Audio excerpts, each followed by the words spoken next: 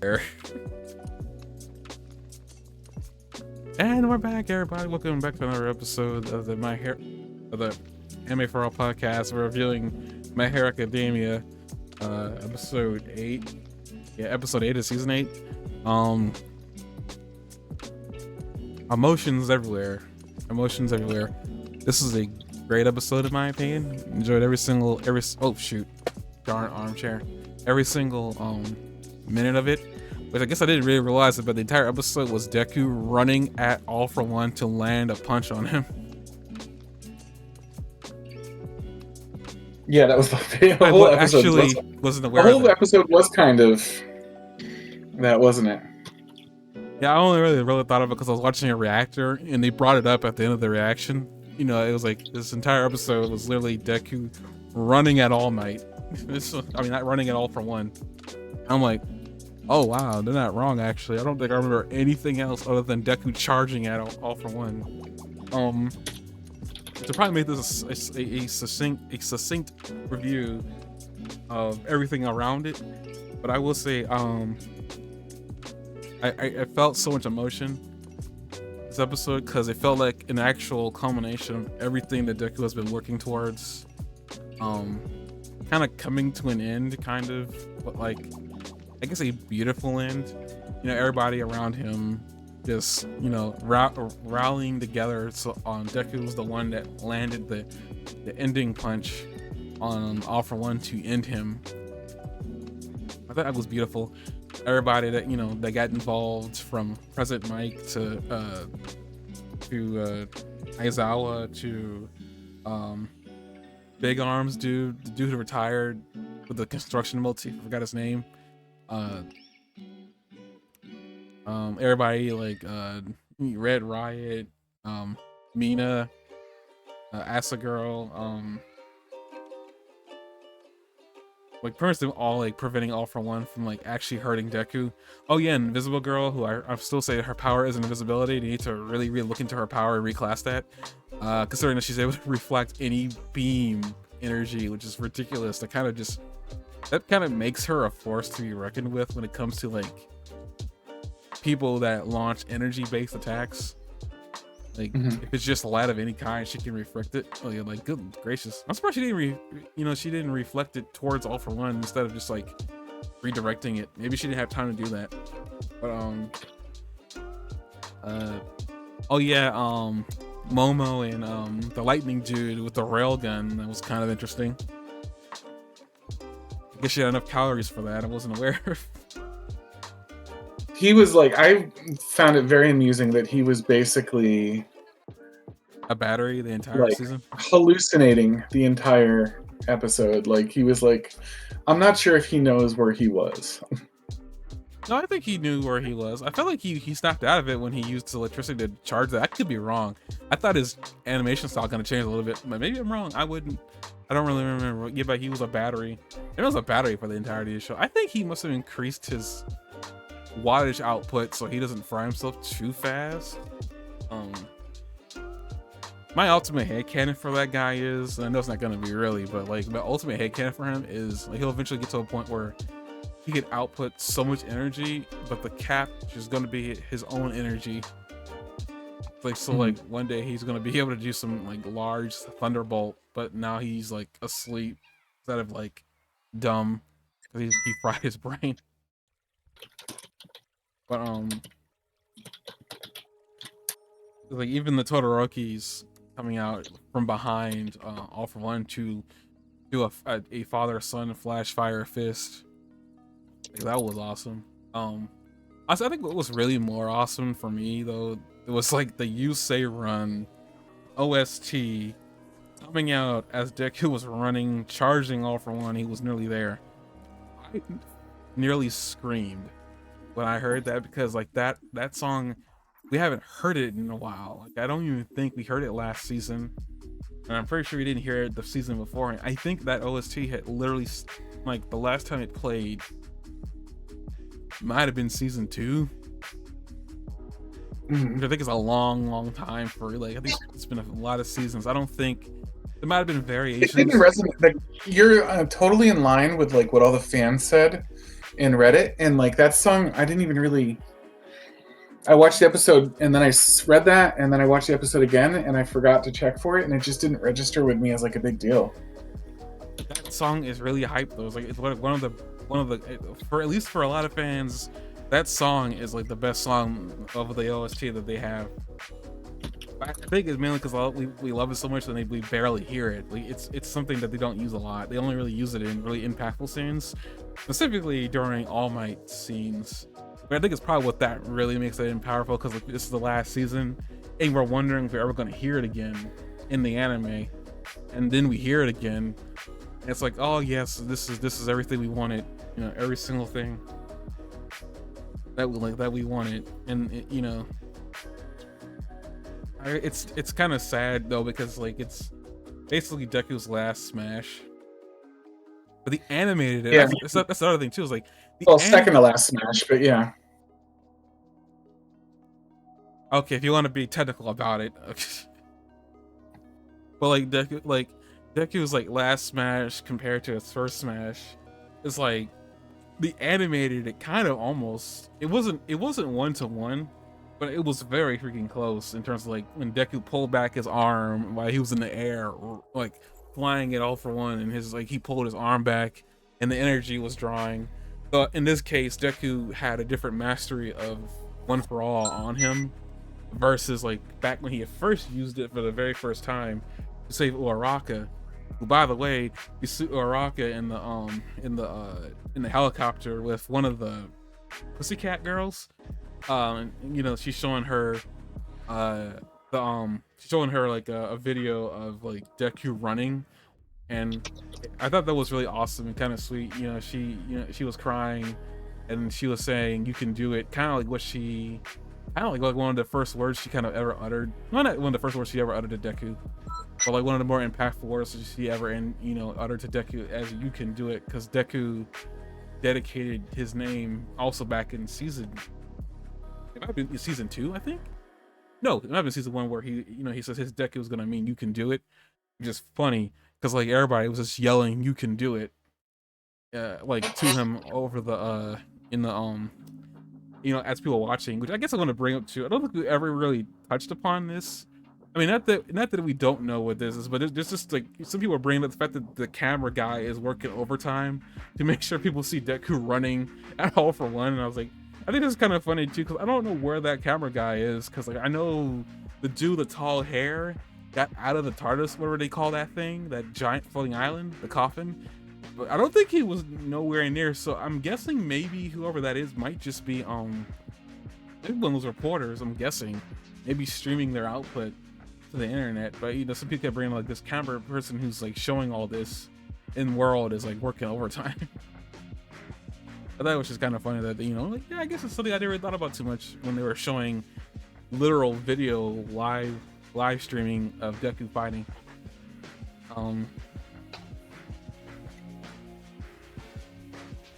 I do like, kind of like, I'm not sure this is their intent, but I do like whenever like Deku was getting pushed forward by his classmates from 1A, that it was like, to me it was like Deku had finally, not finally, but he had become like the embodiment of One for All, basically, where everybody was giving their like, you go ahead and do this, you're the only one that can do this, like basically becoming the One for All, like physically punching One for All in the face. It was like, I think I said that to you in the text, like how I just like, I don't know if that's really symbolism, really. I don't know, like if I'm just like forcing that into the front, but I kind of like, I like that he was being pushed by everybody, and every single one of his classmates had something to do with stopping an attack, or even Mineta managed to use his balls to stick one of All For One's tentacles to the ground. What was he actually doing with those things? Did that really pin those? They weren't. Most of them were on top of it, not even on the bottom. No, they were sticking to him around on the ground, because like Mineta said this like many moons ago, that I think he's the only one that those things don't stick to. Like when they're off of him, they just stick to anything and they don't stop sticking. Like as far as we know, no one's been able to break the hold, whatever is going on with them things. I don't completely understand how his quirk really works. Maybe he Mhm. discovered something else with them as well. But like he said this before, like nobody can really unstick from them. And also the stickiness has something to do with his personality, with his emotions when he's doing it, which is even weirder. I'm not gonna get into that. I just kind of like that how Mineta had a moment, but then he just got slapped off to the side and he kept on rolling. And I do want to say one last thing about Mineta in this scene as he's rolling away. I don't think I ever even said this out loud, but I was like, you know, what's with the diaper? Yeah. Is It's it like a fetish for him, or? I just like I don't think I ever said this out loud at any point in the show, but I know it's kind of late to even ask the question, but I just feel like maybe as a send off, it's like, what's up the diaper? Like like Mhm. that it's a diaper, right?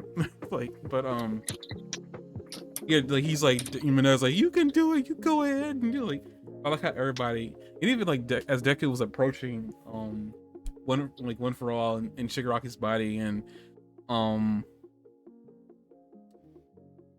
what's Black Hole name, dude? I forgot his name. Kurogiri. Kurogiri Kurogiri. jumped in front, teleported right in front of him. Deku's punch. Mainly because he did basically what you said he was going to do, which was like because he was going to protect Shigaraki.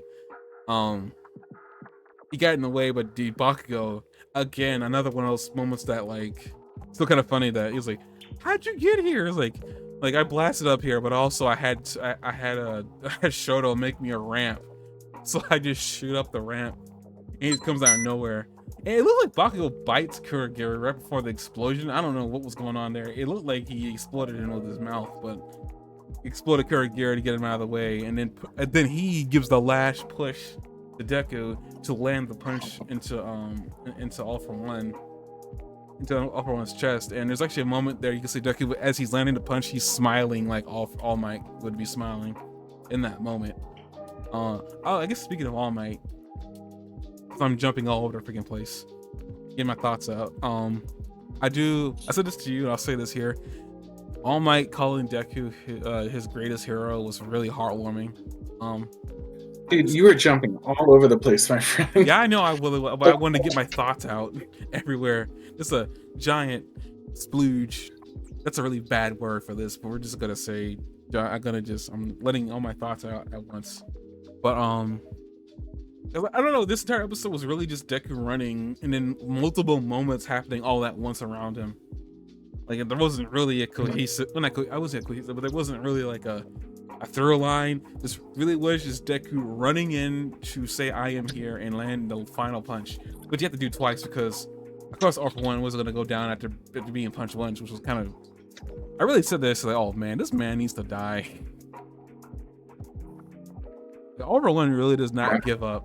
Like he does not stop. Deku landed one punch and it seemed like, you know, he about to die, and then his will came in, and then funnily enough, actually, I don't know, give him mention this, that he tried to keep himself together using his mother's quirk. Like when all else fails, he likes to use that drill attack a lot. I noticed, like whenever everything fails, he always he falls back on the drill. You know, he falls back on overall. It's like almost like sentimental to him. I mean, because it's not that great of a quirk, but he uses it well. But it's not like the best quirk in the world or anything. Well, I mean, I guess it wouldn't really be.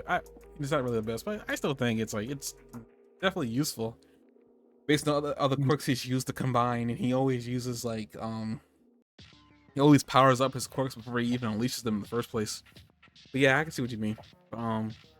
He used it to keep himself together, and Deku came right back to land another, I guess maybe the last embers of his quirk, and unleash it into and you know, punch, you know, All For One, and basically punch through his hand as it was disintegrating. And I will say, I will say, I didn't bring this up either, but Deku does kind of just say this punch is stronger than All Might's punch was, and I thought that was interesting too. I'm not sure how Deku knew this, but I'm guessing maybe because he was passed down and it kept on getting stronger as it was passed down. So I guess really in realistic terms, that punch should be stronger than All Might, because All Might charged it up to the best he could before he passed it on to Deku. But basically he says this punch is stronger than All Might, and he could have been talking about metaphorically just as much as he could have been talking about physically, but like he landed it and basically disintegrated All for One. And then as he's passing on, he has a moment with his brother, as his brother is like about to pass on, and his brother's like, you know, Deku made it so that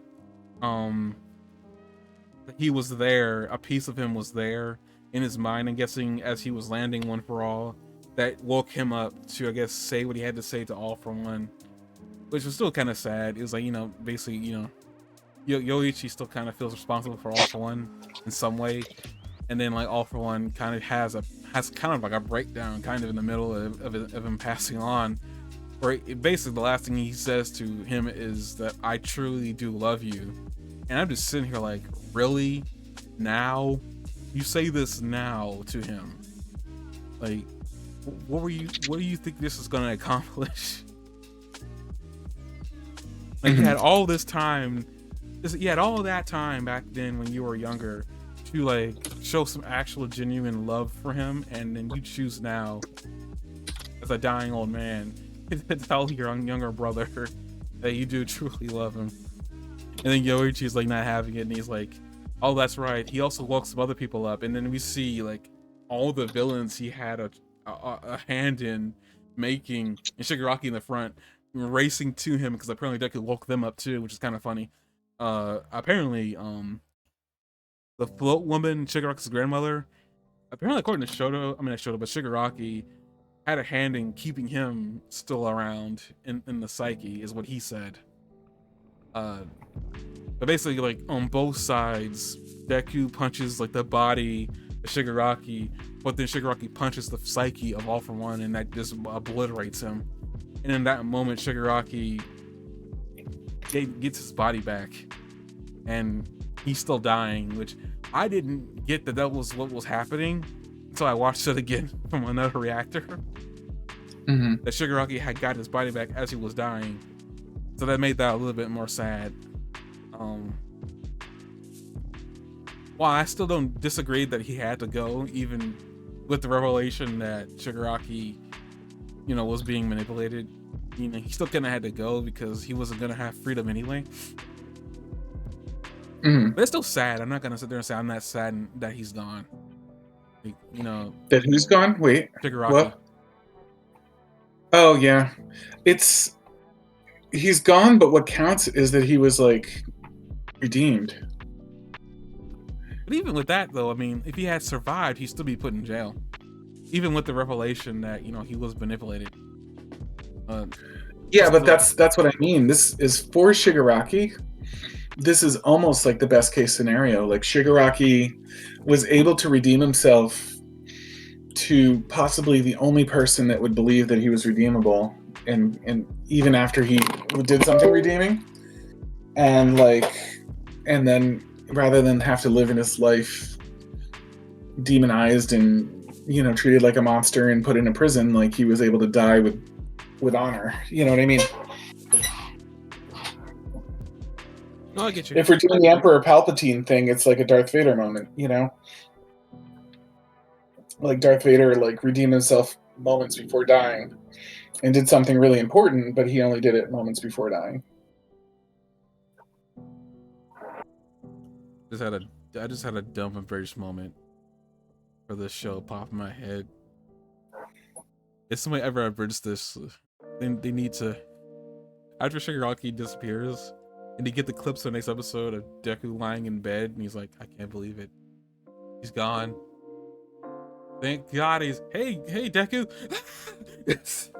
And the episode just cuts to black. It's the spirit, like they do like the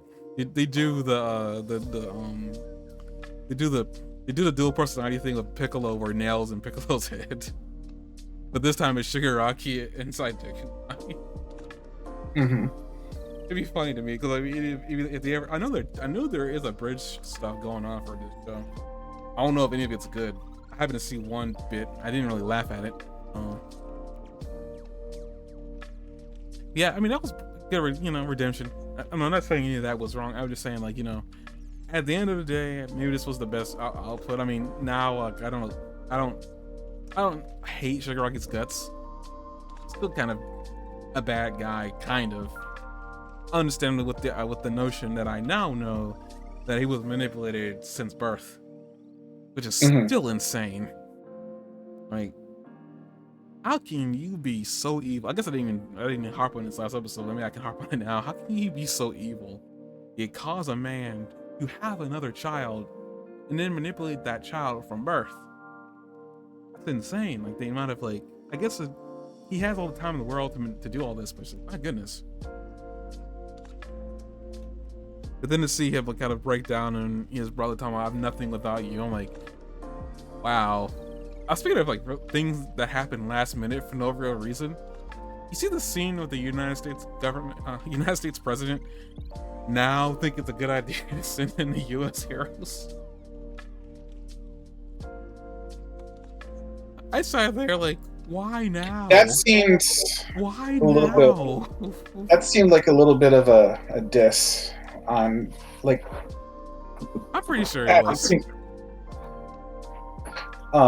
Japan would be more aware than some countries about the U.S.'s involvement in World War II and how we let, like, Europe, like, get its ass kicked for a really long time before we swooped in at the end and like turned the tide of battle. I wondered if that was, like, if the writer had that in mind when he did that. But here's the thing, Deku already had turned the tide of battle. There was no point, even if that was, like, if, like, in the universe, if that was, like, the president's, this is what the Kohei wanted us to get from the president, is like, Deku had already won by the time that, that president said to send in our heroes. Like, even with that, like, even with that being historical precedent being set in the real world, like, it sounds like we got involved nearing the end of the battle, but the battle was still going on. This was already over by the time he wanted to get involved. Now, maybe I'm misinterpreting when he sent the American heroes in. I don't know. It just seems like I don't know. But I will say, yeah, that does seem like a diss at America. Which, I mean, hey, we got our own. I'm not gonna call it geopolitical, but we still got our own issues going on right now. But whatever. I just said, I was like, why now? You literally had General Akbar tell you many, I think it was like last season that you probably should, like, get involved, and then it's like, no, we're not gonna do anything. We just lost our #1 hero. And maybe that's really what was really going on with America. Is like, we lost our #1, like that was our best way of helping Japan at the time, but then we lost her in the fight with Shigaraki. We don't have another #1 or a #2. I don't even know who #2 would even be in that world. They didn't give one, so I don't know if America has a #2 hero. But I wonder if Star dying was also another diss towards America. Like, her dying was like burning the flag. She was wearing the flag. Well, not she was wearing the flag, but she was wearing American colors. But let's see if there's anything else before I let Spirit take over. Oh my god, you're gonna make me talk for the next 2 hours? I don't think we're gonna be here for 2 hours. Good lord. Unless you have enough material for 2 hours. Good lord. I will disappear for a drink. You rattled out. Well, we can see what we can do, but you rattled out so much. I almost can't keep track of everything that you said, but that's why there's a we video. can try to do this. What? That's why there's a video. I guess so. I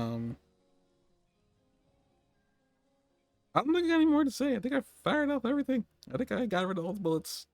At least I wanted to say. Go right ahead. Start conversation. Do what you do.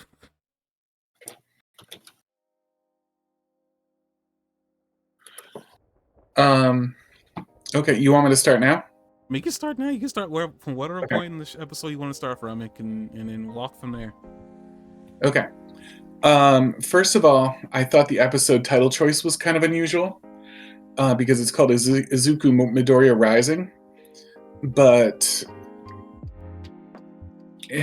a rising seems like a less than accurate description of what happened here.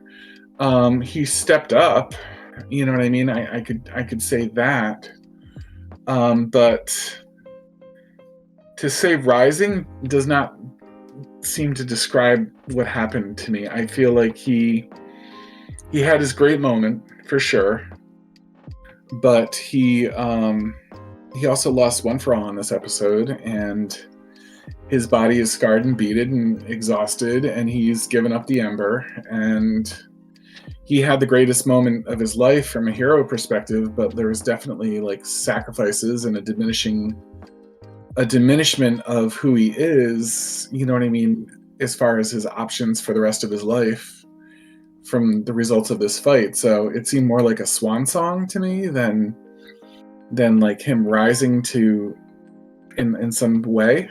Like, what do you think? I think he can still go from here. I mean, if anything, All Might showed that you can be a quirkless hero and still do things.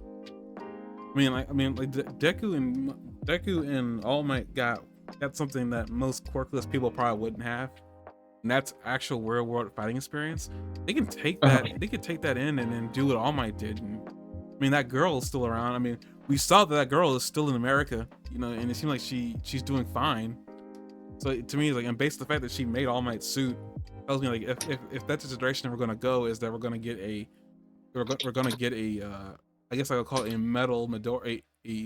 Metaloria, what are you gonna call it, out of it maybe. I mean, like there was a point.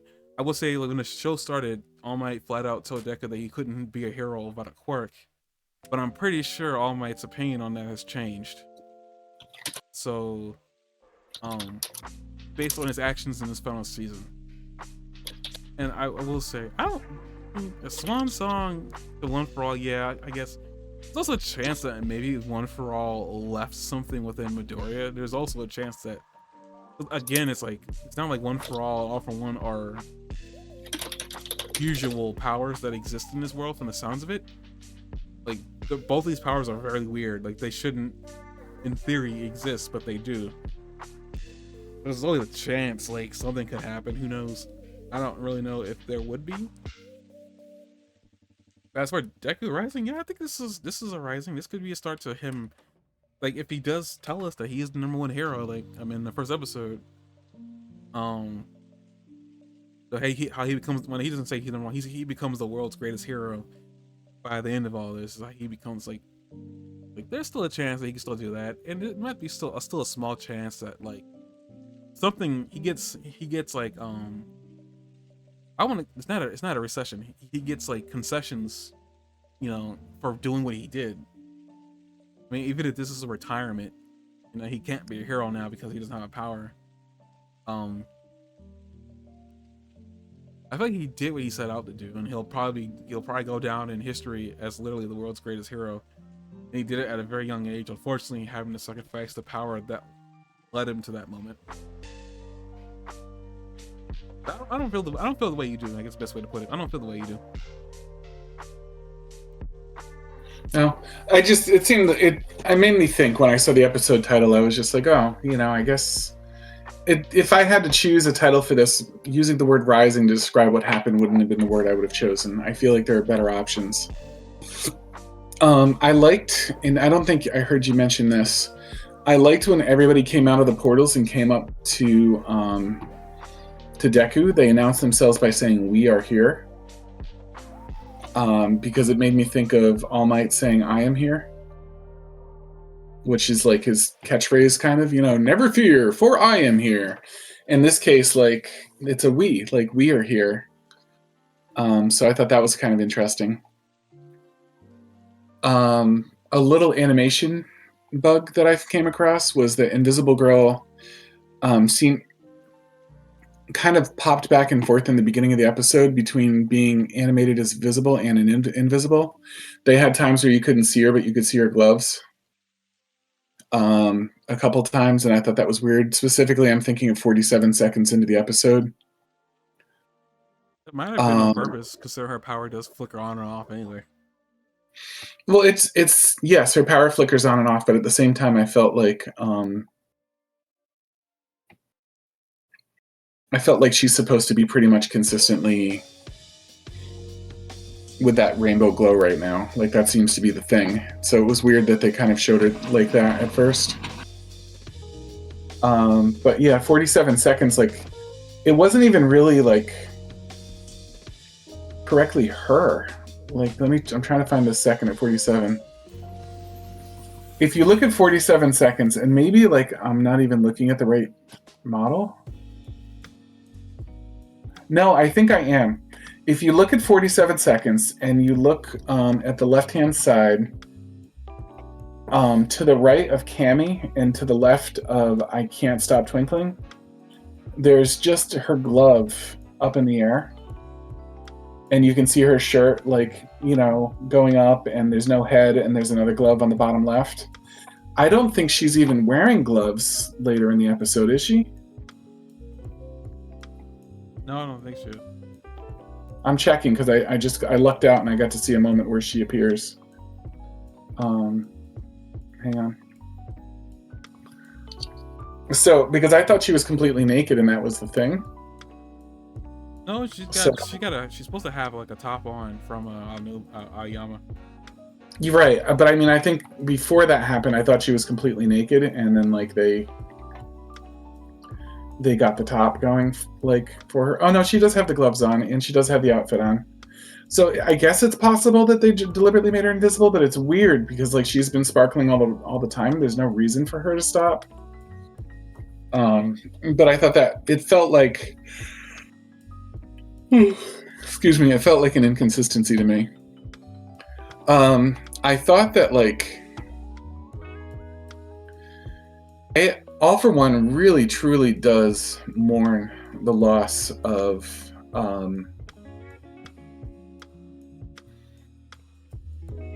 All for One really does truly mourn the loss of Yoichi, and you see it really well portrayed at 2 minutes and 48 seconds.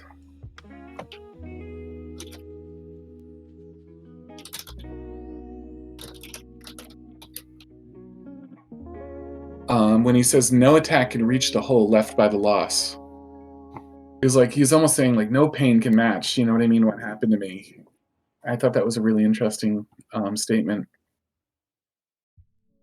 I'm not saying he doesn't mourn the loss of him, but like the way as he was dying, he said, "I truly love you." To me, it's like, if I was Yoichi, that would have been too little, too late.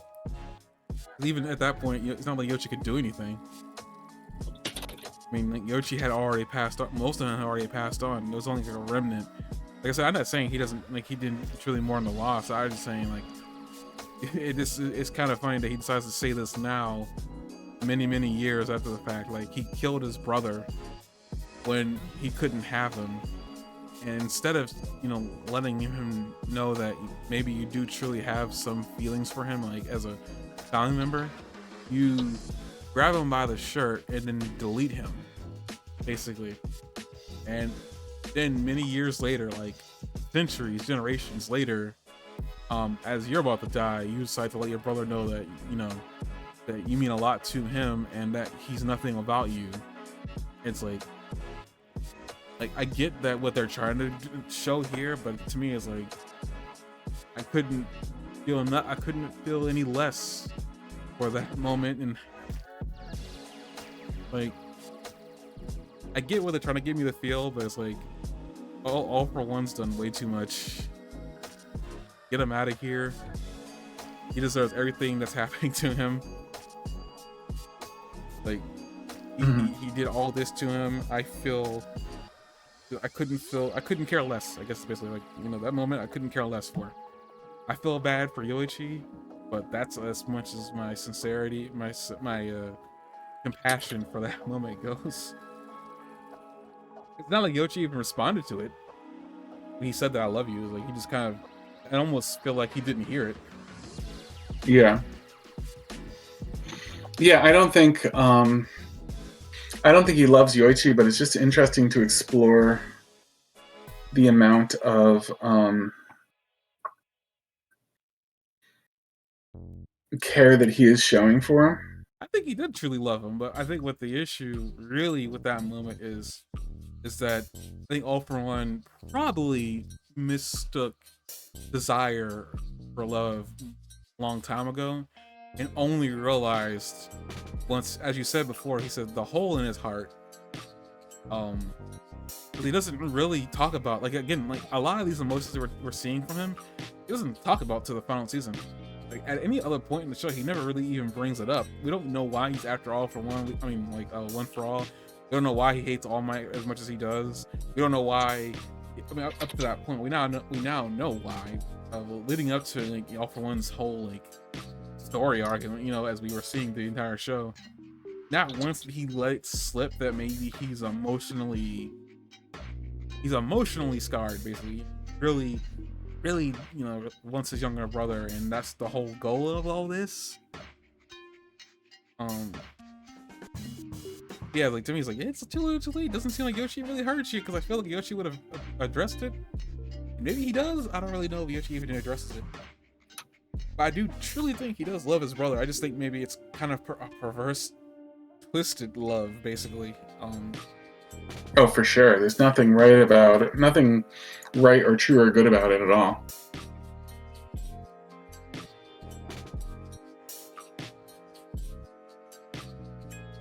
Okay. I liked the debate between All For One, and the tape guy, where he says it's tragedy that makes one stronger, and the tape guy's like, I don't know about that. Like my life's been pretty good, and I'm pretty strong. Because you see that belief like being the fundamentals of everything that he put Shigaraki through. Like he was absolutely actively torturing Shigaraki. In an attempt to make him stronger. So I thought that was really interesting. That they came out and it's just like, no, you didn't have to do that. That was all pretty unnecessary. Well, I mean, that's All For One for you. Mm-hmm. It was very full circle to see Todoroki and Endeavor working together. I don't know if full circle is the right word for that, but I guess a payoff, you know what I mean, from the story, a really cool payoff from the story to see Todoroki and Endeavor working together. I was excited to see that. I just want to say, I'm not sure if you really know, but Todoroki is like the family's last name. I'm not sure this is too late in the thing. Not really, doesn't really matter. I just wanted to, I think I've been meaning to address this and I kept on forgetting.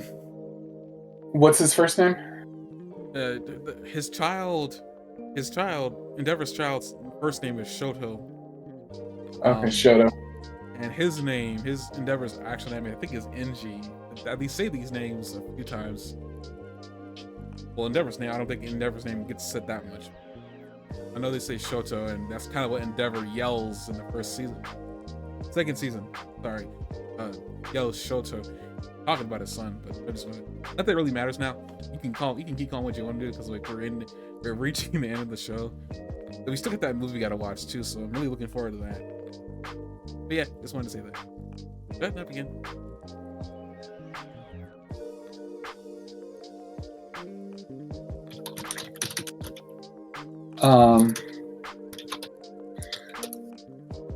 Let's see. I had stopped you in the middle of your talk of Endeavor and Shoto having a father-son punch.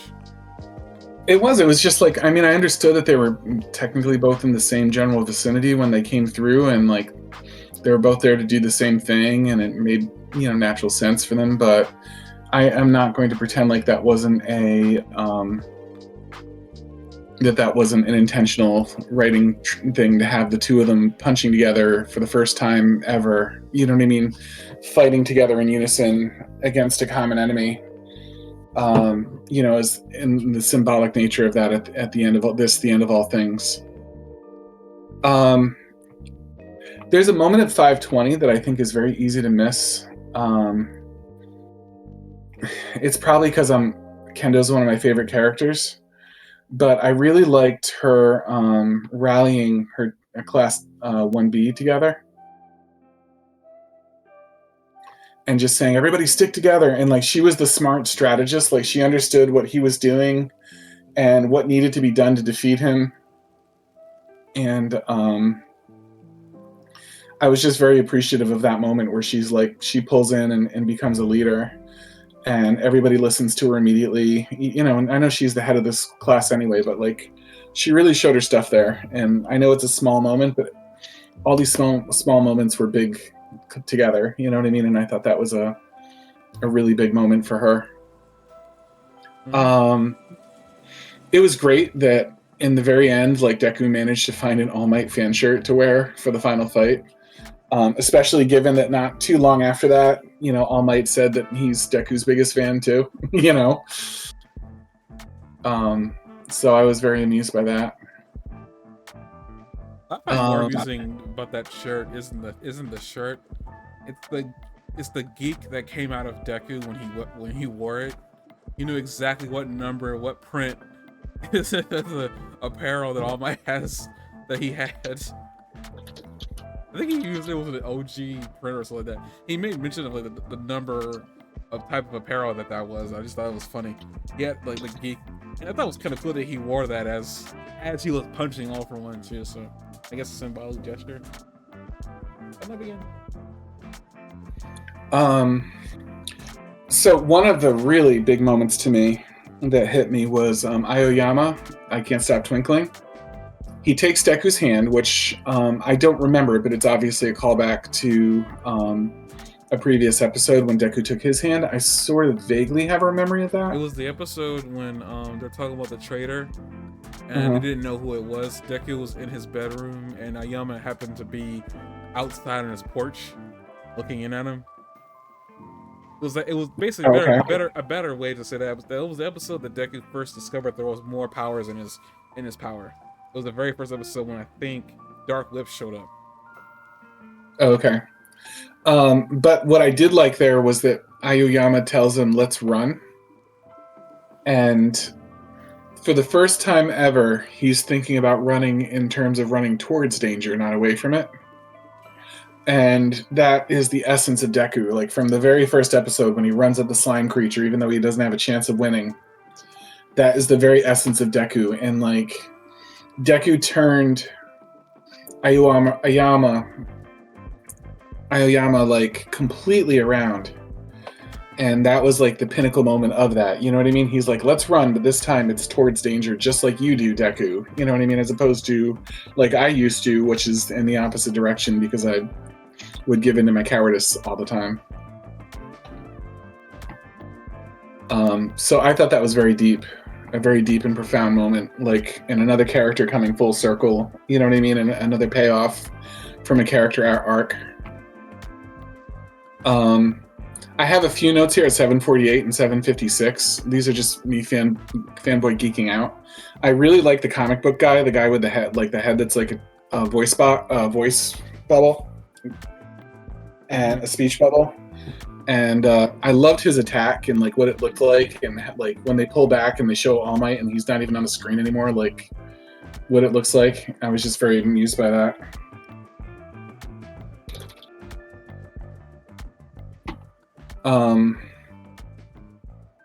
And of course, I love Cammy, and I was interested in the fact that Cammy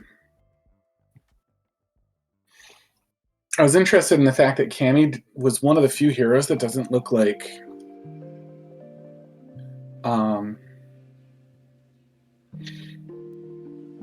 it doesn't look like she doesn't look injured at all, and almost all the heroes there look half dead and bleeding and wounded and stuff like that, and Cammy looks absolutely fresh out of the gate. I felt bad that her illusions were no help here because she says that, and it was interesting too because Cammy's, I don't know if this is a translation issue or a hint or Cammy like misunderstanding the situation or something, because she says, unlike All for One, this guy ain't fallen for my illusions. But this is All for One. Well, I think. Well, so did she just not understand that was All for One? Yes, I think that was the idea because something else that I wasn't really aware of. This I found this out from a reactor. Aizawa calls All for One Shigaraki, but Aizawa doesn't know that that's All for One. Okay. and I don't know. Again, I'm not gonna call that not a translation error because it's a possibility, but at the same time, it seems like a very specific translation error. Like, if it was a translation error, I don't think it would have read out Shigaraki. It would have read something else out. But I don't know. To me, considering that Crunchyroll, I think pays actual translators, I wouldn't call that a translation error because like I feel like the people that they were paying, because Japanese is gets to go broad and take us out of the anime real quick. From what I Mhm. understand about translating Japanese to English, it isn't like it isn't foolproof, and there's like depending, and apparently this is also what makes Japanese really weird to translate. Depending on who the Japanese is coming from, there's a lot of nuances. Uh, like I guess a good example is people from Nintendo, like Shigeru Miyamoto to Aonuma, when they're speaking Japanese to you, they both have a different way of speaking. Like they have but that also means that their inflections can make a word not really mean what you probably would think it would mean. Like it may have a context lost. So there's a possibility whoever was talking as Cammy there and whoever was talking as Aizawa earlier, maybe when they were translated, that's what they were assuming. But I'm guessing what it really is like, why would anybody who shows up at that moment know that Shigaraki was mind was blown? The only person that would know that would be Deku because he's the one that was in his mind. There's no real reason why anybody else around him would not think that was Shigaraki because that was his body they're looking at. Even if he looks different, he's still with Shigaraki. Just like no telltale sign that is All For One. I could literally see that makes a lot of sense of like why she would, like Cammy would say that unlike All For One, like this one isn't falling for my tricks. I could honestly sit there and say like, okay, she's probably saying that mainly because she doesn't know that All For One is piloting that body. So it's like there's no reason why she would know, unless there is a reason that you're about to tell me right now. I think that it is working on him because not a long time later, I don't know if I have a time stamp to point this out, but not a long time later, I remember that All For One says that his senses were being dulled by all these people with their quirks. And I don't think it's just Cammy, but I think that Cammy's quirk was one of the quirks that was dulling his senses. I think it was mostly just referring to whenever people got in the way of his attacks. All For One I else. think my thinking was that like he was able to overcome her illusions, but like at the same time, like he couldn't. It was having a toll. Do you know what I mean? Like he was overcoming her illusions, but he I don't know. I think that he was like, just because you're not believing an illusion doesn't mean that it doesn't mean that you can see perfectly through it. You know what I mean? There's a difference between understanding that's illusion and not working with you and being able to see just as well as you could without that being the case.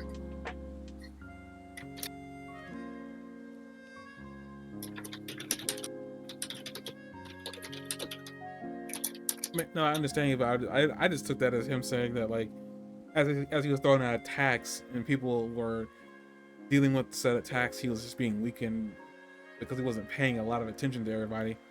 He But again. that's dulling your senses isn't the correct way to say that. Do you know what I mean? Like there must have been a barrage of various quirks that were meant to dull his senses for them to dull his senses. And I think that like for example maybe present mics noise, you know what I mean, dulled his sound, you know what I mean. And I think that Cammy might have impacted his ability to see, you know what I mean, and stuff like that. I think that there were like people there that were like debuffing him. You know what I mean? And he was making it through, but they were still managing to debuff him to some extent. But back to the whole Cammy thing, you said that it wouldn't work in Shigaraki. But again, I guess like it, again, I guess it also came off the fact that you weren't aware, you weren't sure why she said what she said. I guess I don't know. I mean, granted, if she says it works on All for One is the thing inside Shigaraki's body, and really illusions are, again, as you said before, are all about sight. So he would be perceiving through Shigaraki's eyes, and not Shigaraki his own eyes. And again, illusions all have to do with the brains. I guess it's well, that's Shigaraki's brain inside that body. Yeah. Apparently, like I think all of his Shigaraki's body has been weakened by this whole thing, but like he said that. What? I think he actually said that. Yeah, but I mean, I was pointing out that because I that's sort of self-evident, but I think having pointed that out, I think it probably also impacted his brain, that like he wasn't thinking as clearly as he possibly could as well.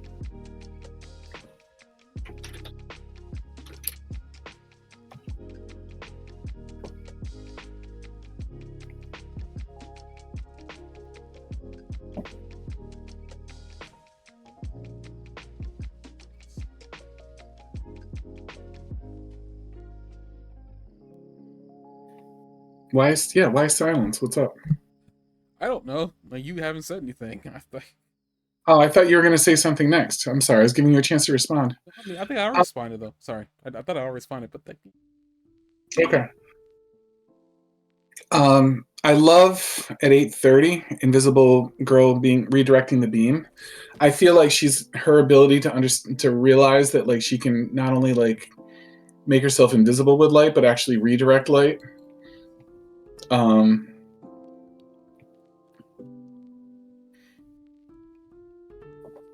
Like kind of like made her like a whole new level of power. Like I feel like that was no pun intended, but that was a great glow up for her. Show yourself out, sir. She did. I mean, the character certainly had a glow up, didn't it? I just hate the pun. That's all I really was doing that. I already talked about, like, I like that she did that, and it was like, okay, it's a realization that it doesn't really matter how powerful the light beam is, because she can just redirect it. Yeah. What I didn't get, and correct me if I'm wrong, did she shoot it back at him, or did she just like sort of redirect it? I think she just redirected it, because I don't remember it going back and hitting him in the face. Because honestly, yeah, it would have been so badass. I'm watching the scene right now. It would have been so badass if she'd like thrown it back at him. I think she redirected. I don't think. Again, I think. No, she dispersed it. She didn't even redirect it. She just sort of dispersed it. I just watched it. Oh, okay. No, dispersed it. Technically speaking, she would absorb it to disperse it. Just energy just going through her. Whatever. I get what you mean. I'm not fighting you on that one. I just okay. But I thought she redirected it. It was my. But whatever. She could have redirected it. Maybe again. I think I said this earlier when I was talking about it. In the deluge of things I had to say. I like that she did that. I will say that it was really weird she didn't redirect it, because it probably would have been interesting to see if All for One would either dodge it or two get hit by it. But I think honestly, maybe what it was is that it was just so freaking fast. She needed to get in the way of the beam quickly, because I feel like maybe she would need to think to be able to redirect it anyway. And you know, the best thing she could have done was either as you say, dispersed it or redirect it back at him. And I think in order to do that, she would need to think. So I think she just jumped in the way of it without thinking. Basically what Deku would do just to protect him, because that's what everybody else was doing, was getting in the way of an attack that All for One had for him. Took the brunt of it so Deku could go in with less injury than he probably otherwise would have. Mm-hmm. Yeah, so anyway, it made me think, like, I wanted to see that because I wanted to do almost, if nothing else, I wanted to do a Star Wars comparison again. Do you remember when Palpatine uses Force lightning on Yoda? Oh no, it's not Yoda. Dooku uses Force lightning on Yoda. Do you remember that? I guess. He Yoda catches it and throws it back, and it would have totally, given that we're like, I have see a lot of comparisons between All for One and like the Sith. Like it would have been a cool comparison, but it's super like virtuous and like, I don't know. It was just a very bright and optimistic, and like it gave me that feel of the early episodes when everything was going well and everything was a little bit more innocent. Like Invisible Girl has felt like a return to that feeling a little bit. Like she never got tainted by all the horrible things that happened. She remains pure, you know what I mean, and it's sort of unblemished by everything. And I just think that's really cool. And even when she did have like plot development, it was for her to only become even better and more badass. So I don't know. Who is that at 924?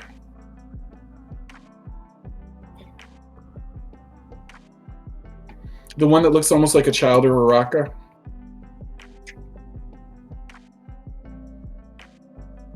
It's 24. Yeah, 9 minutes and 24 seconds. There's a No, the girl with the necklace or whatever. That's not her name. yeah.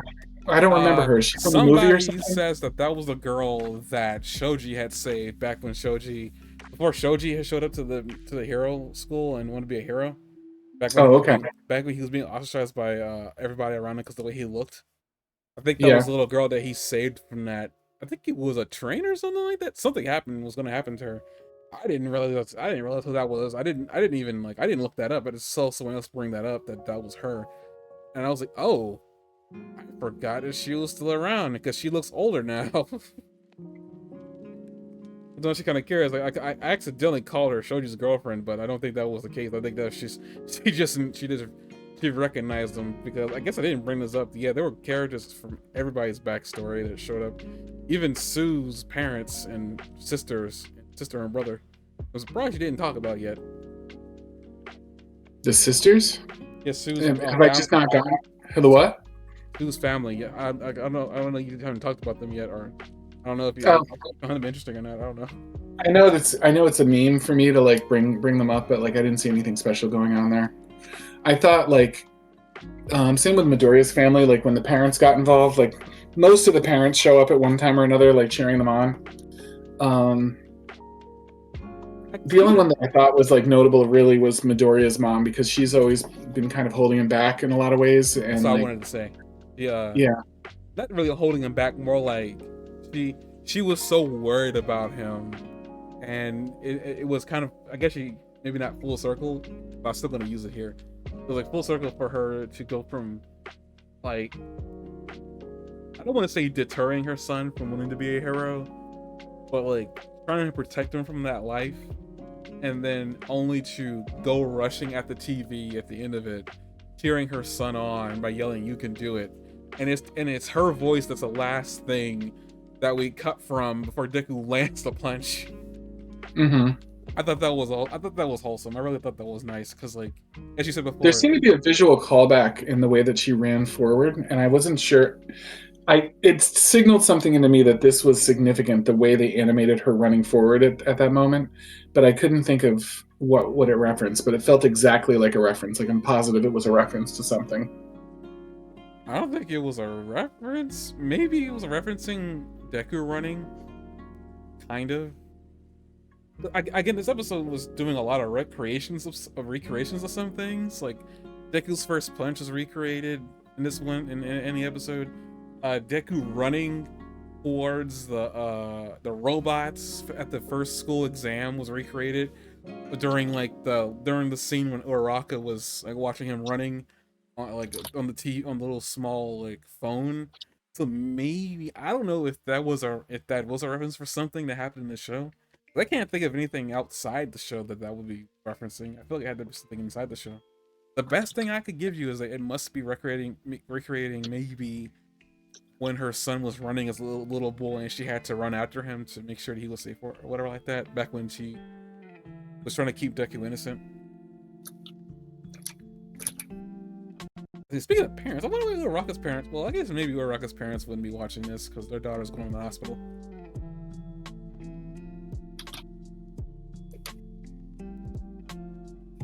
What was that last part? Something about the hospital? No, so I don't know why. I was going to say I'm surprised Little Rocket's parents weren't shown. But like, I guess they wouldn't be shown because they were probably waiting for their daughter at the hospital. Yeah, they could still show them at the hospital, like, or so. I don't know. They could have done something with Little them. Rocket wasn't there though. She was in a helicopter heading down there. That goes back to my comment about Lemillion, though. Like, there was a missed opportunity here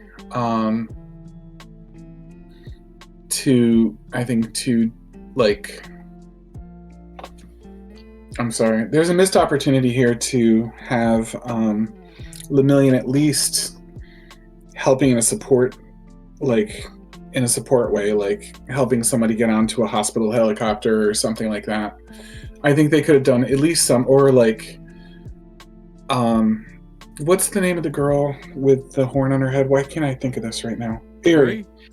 Yeah, or saying something inspirational and to Eerie, like Eerie worried as she watches the screen or something, and Lemillion like being a voice of inspiration and, you know, assurance to her. Or there was a lot of opportunities where they could have stepped Lemillion in, because he's kind of not been around for a long time, and I feel like a lot of what this episode and the last episode have been about is like reminding us of all the great characters that were in the series, you know what I mean, and the broad range of personalities and everything else, and Lemillion, and how like everybody's stepping up and helping in any way they can. I can't believe that Lemillion wasn't doing something special. You know what I mean? Because he was always doing something special with what he had to work with. I think Lemillion fulfilled whatever role he had. I mean, so yeah, many of these characters that are being featured in this fulfilled the roles they had already. I just think that like I wanted to see him. I wanted to see him be part of the big moments, you know? I mean, I think he's, like I said before, I think he's still got his own Chris Apple. I mean, he's probably out there helping people. I highly doubt I wanted to see that. I want to see what he was doing, you know? I wanted to see freaking, you know, Bakugo get shot off the ice ramp, but they didn't show me that. They didn't show me after the fact. That I wanted to see, because that was just insane. That's what he did. It was like he had, and I guess it was even more crazy about that one was that Shoto did it. It looked like he didn't even ask questions. He just made the ramp and Bakugo shut himself off of it. I was saying not everything's gonna be shown. I mean, I don't know. I'm not trying to like make Lemillion's part on this seem small. I'm not, because I love Lemillion. You know I do. I just like, I guess it's like him not being there. Like, would have been cool. Yes. Like, is it really diminishing anything for me? Nope. I just think I would have been happy to see him. I'm not saying it's a problem. I just think I would have been happy to see what he was up to, and it would have brought a smile to my face to see him doing something like contributing in some way. I know why not the big three? I mean, like if you're going to go that far, why not all the big three? But I thought I saw the dark one with the dark hair at a couple points. Maybe I was mistaking someone else for him. But I don't care about the other two. I just care about Lemillion, to be honest with you. I just don't. The other two didn't really do it for me. Sun Eaters with the other guy. I mean, they just didn't really connect with me. Why is it a good third moment? I'm just trying to make this worse. That's all I'm trying to do. I'm just saying I didn't miss them. I missed Lemillion. I didn't miss them. But yeah, they could have all been part of it. You know what I mean? I think he's all over with himself. I think he's just over there with them. I mean, I don't think he needs to be shown. I think we know he's fine. I think we all know he's. I understand you wanted to see him here. I just feel like this was more for a Class 1A. This was more of a Class 1A debut and a Class 1B debut than it was for him, because like Lemillion is an upperclassman. And so was the other too, but it's like I don't like. Yeah, and they're only showing the Class 1A and 1B characters. They're definitely not showing like retired heroes, neutral characters that have become good, teachers, adult pro heroes, heroes from like that fly planes in America. Like this was just about the Class 1A.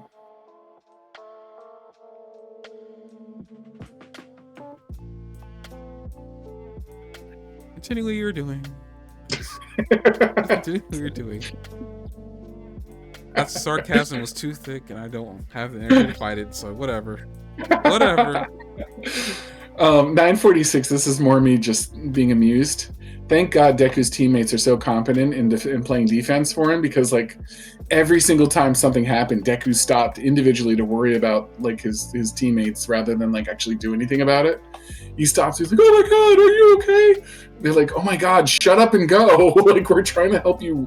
Like, be running right now. Don't be talking to us. Like, I mean, they're not saying, "Oh my God, no," but they, I mean, like, that's what I was thinking in my mind. I'm like, stop talking, and they're doing this for you. Like, just haul ass, dude. Like, you're making it harder for everybody. Thank God they were so competent at like holding back all for one, because like if they weren't, he was gonna screw it for everybody. I mean, but I'm just saying, like, I mean, I get what you're saying. I totally get what you're saying. I'm just saying, I think really what all that really was is just for them to tell Deku, like, never give up, keep going. That's like this entire scene for me, as I was saying, in the deluge of things I had to say.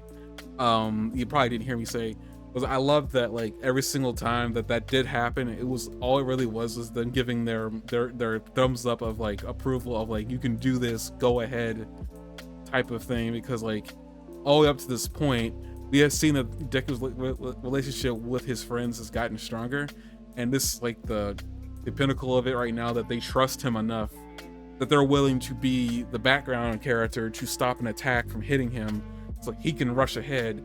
Granted, yes, it was kind of funny every time it happened, he had to stop. Mm-hmm. I think I love the fact that it was like, you can do this. Every single group had something to say towards Deku to keep moving on. And then the whole, like, even like, you know, even at the base of operations where all the civilians were, they were all yelling and chanting, "You can do it."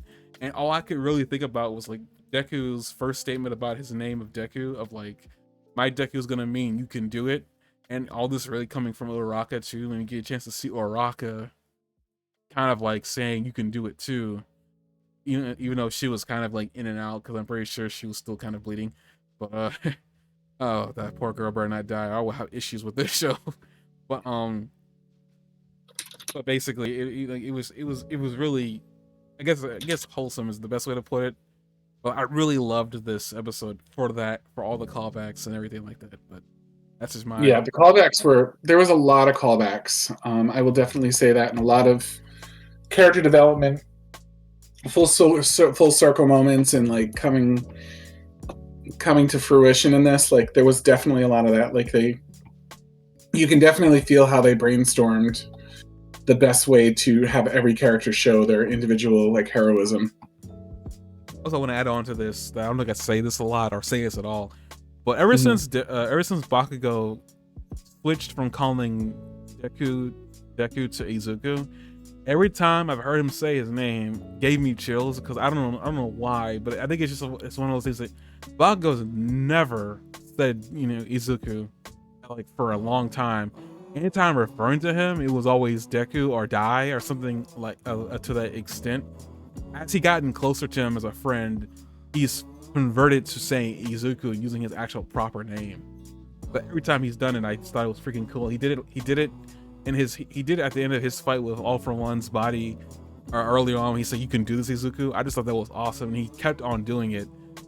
He said character development. It's just one of those things, like, Bakugo for a long time never used his original name. He always used his nickname as an insult. But like, I just thought it was cool that, he, at that last moment, he's like, "Izuku, don't let me overtake you," as he's falling from the air. Don't let me overtake you. It's like, as he's pushing him away. I'll try. But I just thought it was kind of cool, man, because, like, again, we don't talk about this, but Deku does look to Bakugo as inspiration, and how I think he's even said that Bakugo to him is the hero that he looks up to the most, even though he's a big fan of All Might. Bakugo is the one hero that he looks up to, basically, which is kind of funny considering the relationship, but whatever. But I thought that was just really awesome that Bakugo has been using his actual proper name for the last couple of episodes. Like, I appreciate that continuity that they're doing, because I know he did it at first, and I was wondering if we were gonna go back and forth on that name with him, but apparently we're not. At least not yet. I mean, now the war is over, there's always a chance he'll revert back to using Deku. Yeah, he was losing blood. But good. So, no. I wasn't a big fan of Bakugo coming out of nowhere and just having another moment. I thought everything was nicely tied up with a bow with Bakugo. He'd more than done his part. He was already like had his second, third, and fourth wind, and for him to come back and have another shot, like, it felt like too much to me. I mean, that wasn't really much more. I think though all that really was just for him to be able to give a push to Izuku, because that's what he did. That's all he really did. Yeah, that's really all I know. He did. It was too much. I felt like he should. It didn't make sense that he still had anything in him. It didn't make sense that he had anything in him when he fought All for One, but I didn't mind that so much. But I was like, oh, it doesn't make sense, but I'm willing to overlook it because this is a really good moment. But at that point, I was just like, you're really out now. Like, you've been sewed up. You've used fire to like fuse your body back together. You've been fighting through the pain. You've hit the next level. You hit the next level again. Like, you were so worn out and run out of energy fighting All for One that an infant almost killed you. Like, it was okay if he just was not directly in this part of the fight. I think did he really need to be able to know? But I think it's a nice bow, because like Bakugo never was able to give Deku his approval, like, at all, and it wouldn't really make sense for him to give his approval to Deku after the fight. So what purpose would I think? What purpose if they had to have brought Bakugo in, I think it would have been maybe okay if Bakugo, as someone that briefly had the All for One, had revealed himself as having a vestige in it. I think that would have been like the way I wouldn't have minded seeing him. I mean, I think we saw that he had pieces of All Might's vestiges in him, because like it was like the final episode of season 7. Why did I say season 9? Season 7? I don't know. It was like as we thought he was dead. It was at some point where you saw Bakugo like talking to All Might, saying that, like, you know, I really wanted you to sign this card, and then that's when he got stabbed. Mm-hmm. I think we saw that he had a piece. I will say, I don't understand why All Might's piece of All Might still stayed in there, because like that was before Deku realized that his One for All had people living inside of it. But whatever. I was geeking out to see Fat Gum in the fight, for even just for a second, just to stop a single attack. I thought that was fun to see. Fat Gum is definitely one of my favorite characters. Skinny Gum. What? Skinny Gum. Sorry, yeah. Somebody came up with that name. Fat Gum. Somebody came up with that name, and it was like Skinny Gum. It was like Ozempic Gum. Oh dear God, no, move on. Earphone Jack and President Mike team up, which have they done that before? It seemed like it seemed like the narrative was just begging for it, and I didn't remember ever seeing it happen before, and I was like, finally, when I saw that. Then I was like, it seems so obvious that it seems like they must have done it before, and I forgot, but like at the same time I was just like, finally, like what a badly needed team up to happen somewhere in this anime. No, the only time that those two have even been in the same room, and this is the only time I remember it, is during the exam when she was fighting him, because they had the same exact sound-based powers, but President Mike's was just stronger. I don't think he ever jacked in to his like neck brace thing and allowed him to amplify her heartbeat. I'm guessing that's what he did there. It's even crazy that he was capable of doing that. Like, good lord, like she really needs to like learn how to amplify her heartbeat to that kind of level, because she could really be useful. Yeah. At 10-12 was another moment where Kendo like stepped in. They actually gave Kendo 2 moments, which I thought was cool. At 10-20, I know you've talked about this a minute ago, but I have to say, I just sort of laughed when I saw Grape standing there, like with doing the only thing that Grape knows how to do, which is grape things, and like looking at the tentacle, and it just seemed so pointless to me. I was just like, that can't be doing anything significant. Even if he graped them to the ground, like those things can straight up drill through the ground. Like he didn't. I just couldn't see a world where that made a difference. But it did. I mean, like all he does is like even at the very basis of the power, which Seconds is later, he gets hit in the face and knocked like 30 yeah, feet but away. that was a different tentacle. I'm not saying that he was gonna stand there. I'm grateful that he Mm. did anything, because I honestly thought he was done from the very beginning of this war, and I was disappointed because I was like, it seemed like to me the way they were making his character, he was gonna have like a cool badass moment at some point where he was gonna reveal his true character, and unfortunately that didn't happen. And I'm like, damn, like that's all I can really say towards that. I was like, I'm disappointed because there wasn't more to him. Like, I mean, at least with the character from Chainsaw Man, there might be more to him beyond the perversion. Not the case for Mineta. But I still think he was cool that he freaking managed to, like, honestly, in general practice, if he was capable of tearing those things off quick enough, because he's shown that he can stick them together indefinitely, as long as he's capable of making them without bleeding his scalp. It's like, to me, having an infinite amount of like restraining of devices is probably the most useful ability you can freaking have in that world. Yeah, it's just not useful against this in this situation. Like there was the writers were giving him a gift to pretend that he did anything with those. Like I said, even if it did stick to the ground, like those things drill through the ground like it's water. Like it's not They doing. can It get should not out. be doing anything. They can get out of the What? stickiness because the stickiness was prying them to the ground. You have to assume that they can break free from the stickiness that the cohesive It stick could that just it was lift doing. the ground up that's stuck to the thing. Like it doesn't. Being stuck to the ground isn't enough. Like it could just lift the ground out. They can carry ground with it. Like it doesn't. Any ground that happens to be stuck to it could just be carried with it. Even logistically, that's not granite or rock. It's just dirt. Like wouldn't you put something sticky on dirt? Dirt sticks to it, but not enough to really matter. Really one of those great things to turn into like secret bombs. Like that was what I was hoping for. It was like for some reason Yeah. there was gonna be some chemical based crap going on in the things and they would just explode. But that was my biggest hope for that powering up, but nope. I'm disappointed. Mhm. I mean you can hear it. Well, I have a note that I'm going to get to in a little while where I say some nice things about. Oh, it's right next. Mineta very much in this episode plays the role of Deku in the first episode, where he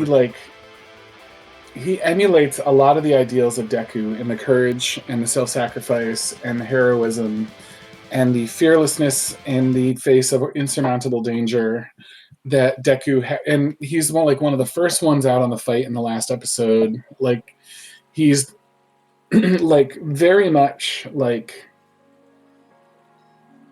prominent, like of the characters that are being like featured. Like I think Mineta gets like 4 or 5 appearances in this episode. Like he's even like, and this was also funny to me, but also relevant to the point that's being made.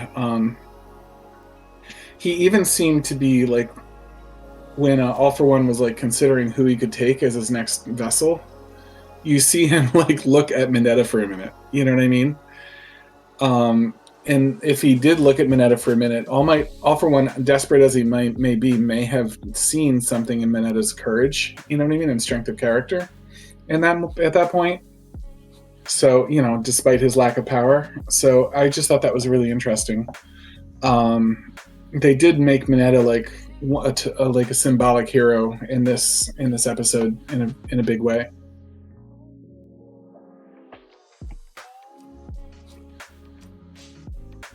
Do you want me to keep? No, I get. I'm just saying that I'm still. It's one of those things like Mineta as a character over the course of time. Like, I'm grateful that they gave him anything because like they could have forgot about him. Okay, continue. At 10:53, like Shigaraki, the first time I watched this through, Shigaraki returning seemed like sort of a surprise reveal. But the second time I watched through, I started noticing lots of hints that there was stuff going on that is explained at the end of the episode. And that the end of the episode wasn't a plot twist so much as like something they'd been hinting at multiple times. At 10:23, you see All For One in Shigaraki's body say, "I see now, Midoriya." And if you look, his eyes crack. And the way his eyes crack feels to me very similar to the decay quirk, like in what that does to things. So I wondered if that was like a little bit of like foreshadowing that Shigaraki was starting to emerge again. What do you think? I could see it. I don't know why the crack suddenly formed like that, but I mean, they could easily be. I just thought the decay quirk. I could have sworn he said it disappeared, but then again, according to Shigaraki, That's what also I mean. It disappeared because it was Shigaraki's quirk, and it disappeared with Shigaraki. So when the decay quirk hit his face a little bit there, I wondered. I was like, huh. I wonder if Shigaraki like was in there like fighting in the vestige world a little bit there, and it emerged just a tiny bit. according to Shigaraki, his grandmother made it so that he didn't disappear all the way, is what he said. Right, and I wondered if that was like a sign that he was underneath there, like a little like just a little hint to the viewers that Shigaraki might be in there still. I mean, no, I think that's what they're hinting at. I mean, again, that's what he says that his grandmother had a hand in keeping him somewhat still in there. Mm-hmm. It was like Deku woke him up with a punch, along with everybody else in there. It was just. Mm-hmm. I liked the theme, the strength of weakness, in this. It felt like a callback to me to Jiren in the Tournament of Power, realizing the true strength of Universe 7 was either trust or friendship. They seem like kind of the same thing, trust and friendship. I think he used the word trust. But it felt like that. It felt very much like the same theme, the pinnacle of Dragon Ball Super, where they were fighting Jiren, and he's like, "So this is your power, trust," because everybody there has complete faith in Deku, and just partially because of his weakness. Do you know what I mean? And what strength of spirit has been revealed because of his weakness. Like, it's hard to prove what you'd be like when the chips are down if the chips are never down. So Deku's proved over and over again that when times are tough, like his character is shining through.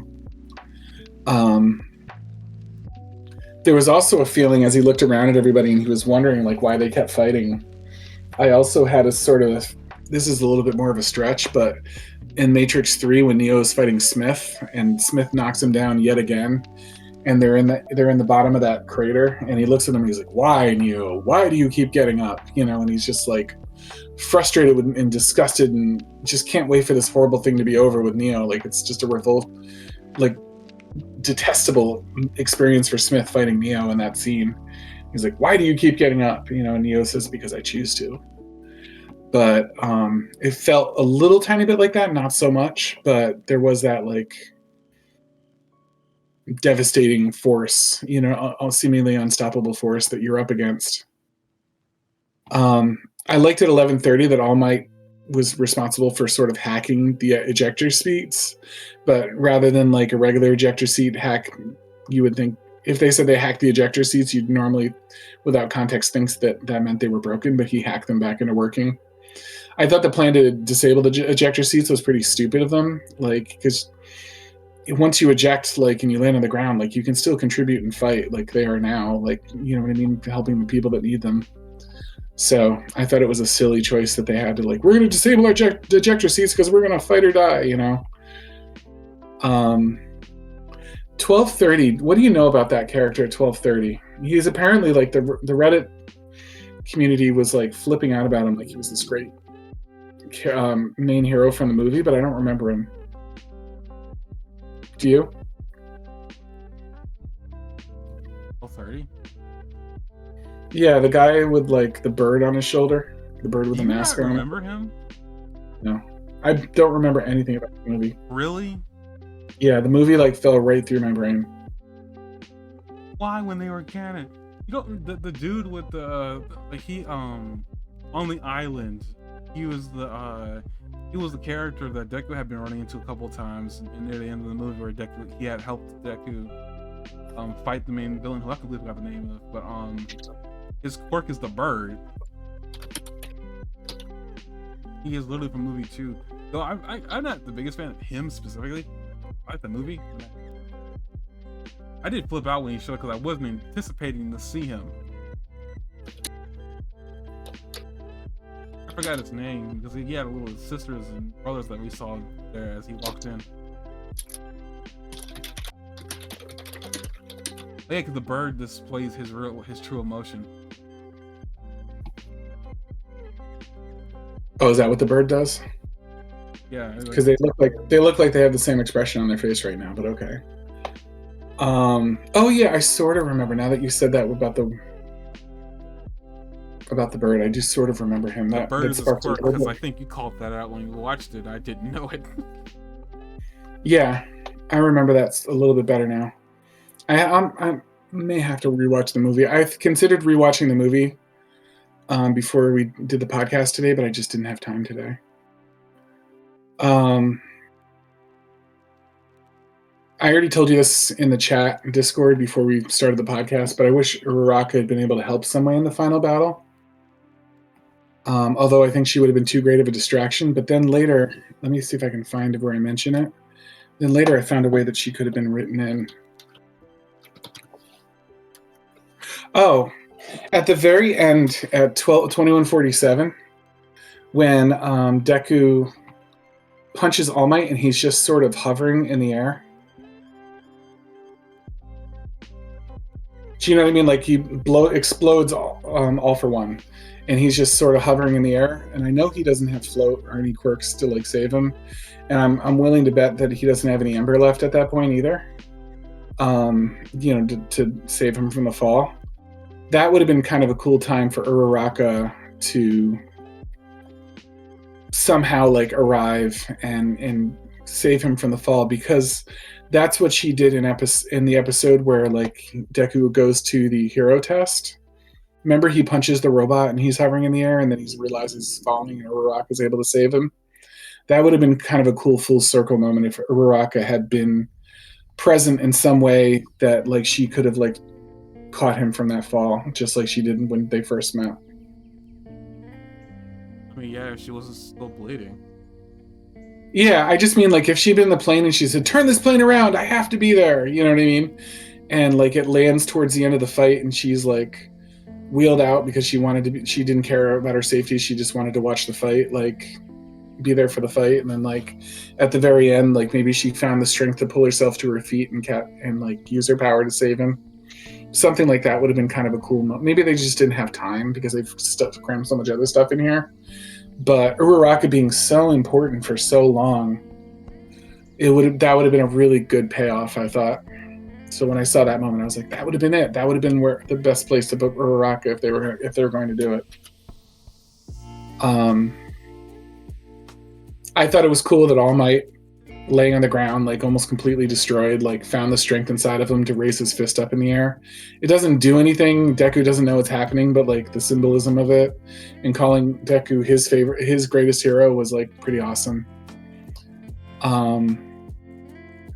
One little detail, and I think you might disagree with me on this, but when Deku uses Smash on All for One both times, I would have sort of liked it if he had used a special Smash and not just said Smash.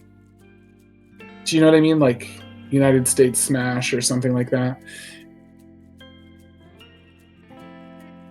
I mean, yeah, I understand. I would have appreciated it, but like I don't. That's not something I don't think too much about. Would have been cool, yeah. I think maybe Deku was trying to end this in his own terms, and copying All Might was probably not what he wanted to do at that exact moment. Even though, technically speaking, the whole punching thing is copying All Might, but whatever. Skipping that whole crux of the. At the very least, it would have indicated to us that this was a harder than usual punch. you know. I think the glowing lights that were all different colors around his fist was, I think, indication enough.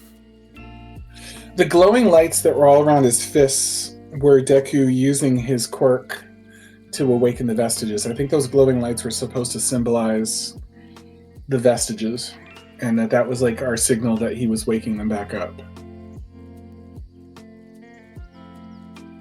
I think it was like they also indicated it was a harder than average punch, because whenever Deku does throw his own punch, it's green. To me, I would have taken the lighting of different colors around him being indicator he's punching harder. But I understand the sentiment behind him using some other smash attack. It's like Deku barely used the smash after he discovered the other course anyway. So I mean, I'm not gonna sit here and say that no, it wouldn't have been sweet. No, it would definitely have been sweet. But I'm guessing maybe they abandoned that. Yeah. Like I said, I had there was some things about this that I had mixed feelings about. And I'll get to summary comments when I'm through this, but that was like a moment that there was moments that I felt like could have been improved a little bit. At 1422, why doesn't regeneration work on that body? I didn't understand that.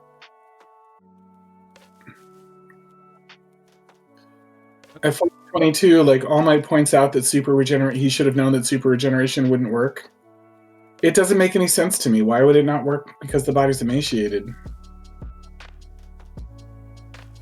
Why does super regeneration not work? It doesn't make sense. It's been working the whole time. The body's not any more emaciated than it was before. It looks pretty similar. It looks adult now, but like the build isn't drastically different.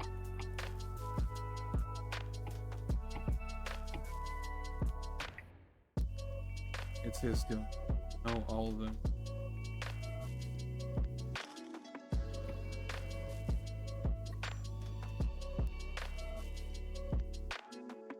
Yeah, the regeneration reached its like conclusion. I'm not conclusion, but unable to. Maybe the damage. But that's not how it's explained. He said it wouldn't work on this body. It just was like a weird. I don't know. Maybe it's because like it isn't. Shigaraki is no longer in there anymore. Again, maybe it's one of those. Mm-hmm. He might just be using the word emaciated just to say it's weakened. The body that he's in now is weakened. Because like I mean that body that he's taken from isn't like pristine.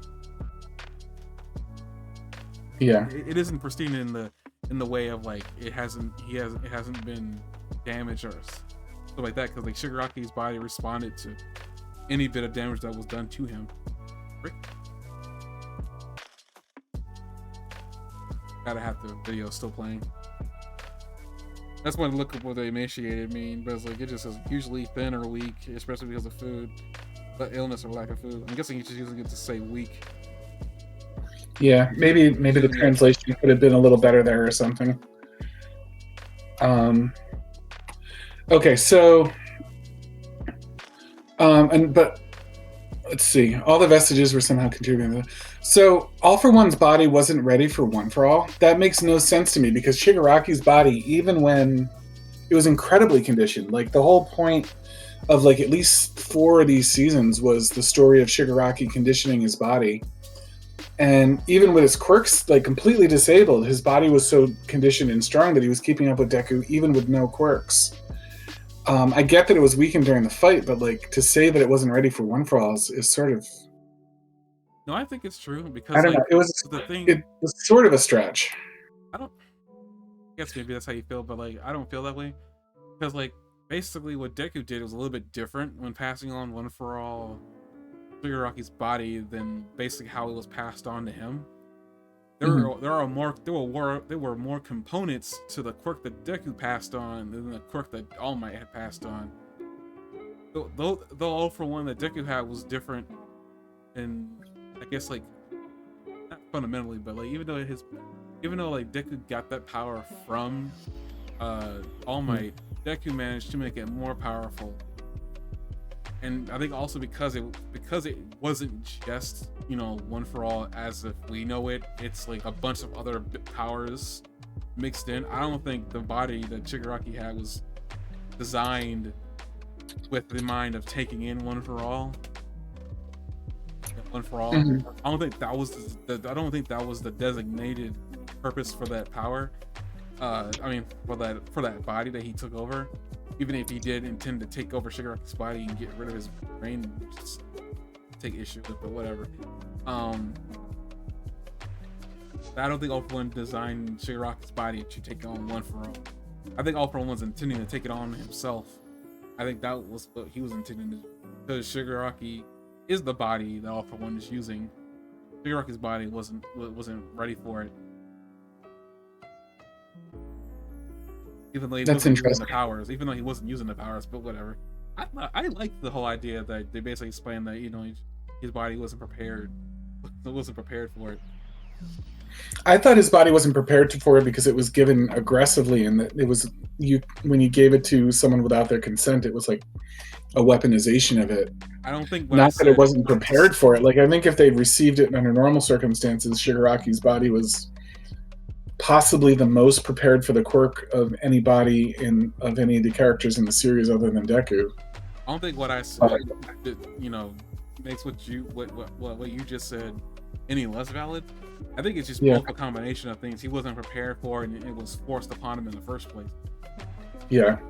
There was a bunch of circumstances for Shigaraki's body that he just wasn't prepared for. But again, if it was All For One's body, I think I think he would have been prepared for it. I think Shigaraki's body wasn't constructed with that in mind. Mm-hmm. As far as we know, Shigaraki's body was molded and, you know, genetically modified to take on multiple powers, not to take on One For All. That wasn't stated the purpose of modifying Shigaraki's body was. All For One designed Shigaraki's body, changed it to take on multiple powers. I don't think One For All it was in the parameters. Because like, I mean, All For One still at that point was still like saying that One For All was his. That was in his mind. I don't think he ever intended Shigaraki to be the vessel. That wasn't his intent, I don't think. Again, things always change.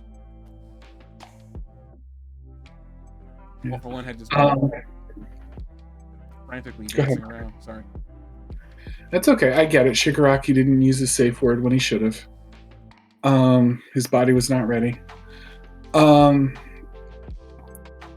I found it interesting at 1504, Deku no longer fully having the All For One, One For All like quirk, said that his version of One For All was stronger than Eights, which is All Might. It was an interesting time to say it when his quirk was almost completely burned out. I mean, it would make sense though, considering that it was passed on from All Might using it and charging it up. Yeah, for sure. But it was just like, well, are you saying that even now you're stronger than All Might? Do you know what I mean? Because like now you're just on an ember. I think he was talking about the power was just stronger than All Might's version. Yeah, like I said, the timing of it was what made it interesting. To go the whole series without saying it, and then to say it now, like when he just has an ember left. Well, I mean, it made me wonder if the ember was still stronger than All For One's version of the quirk. Possibly, but I think maybe why him saying it now is probably when they decided to say it, because up to this point, Deku had been, you know, working under an inferiority complex of thinking he didn't deserve it, and he didn't get here all by himself. I think Deku had been working under I wouldn't even call it an inferiority complex. I think he was working under I do not deserve the amount of people that are putting their faith in me. Having the hero that, you know, he looked up to the most, All Might, being one of those people, he probably was working under like, I'm still learning and I'm still weaker than him. Even if in reality that shouldn't be the case, because again, All Might passing on the quirk, he charged it up. All Might had a part in making that stronger in the first place. So like in theory, Deku's powers, Deku's All For One should be stronger, because in theory it was stronger when he passed it on to himself, and Deku added on to. Fortunately, because he was only, at least from the way I understand it, Deku couldn't pass it on to anybody, because now this is just adding on. This has something to really do with that, but I'm saying like Deku's power probably would be the strongest form of One For All, because Deku couldn't pass it on to anybody unless that person was quirkless. But apparently, according to Yoichi, like he couldn't pass it on because like the chances of a quirkless individual being born in his time probably near zero. But let's be real, Koei wanted to continue the show. He could make another quirkless character. I'm not denying any of that, but according to Yoichi, it's just the timeline. Deku wouldn't be around long enough for another quirkless individual to show up, if one would show up. It sounds like quirkless individuals don't happen a lot, and they normally wouldn't happen. But as far as Deku's power being stronger, I think maybe in theory, it's not something you think about, but I think in reality, and it's possible for Deku, he just didn't think about it until that moment.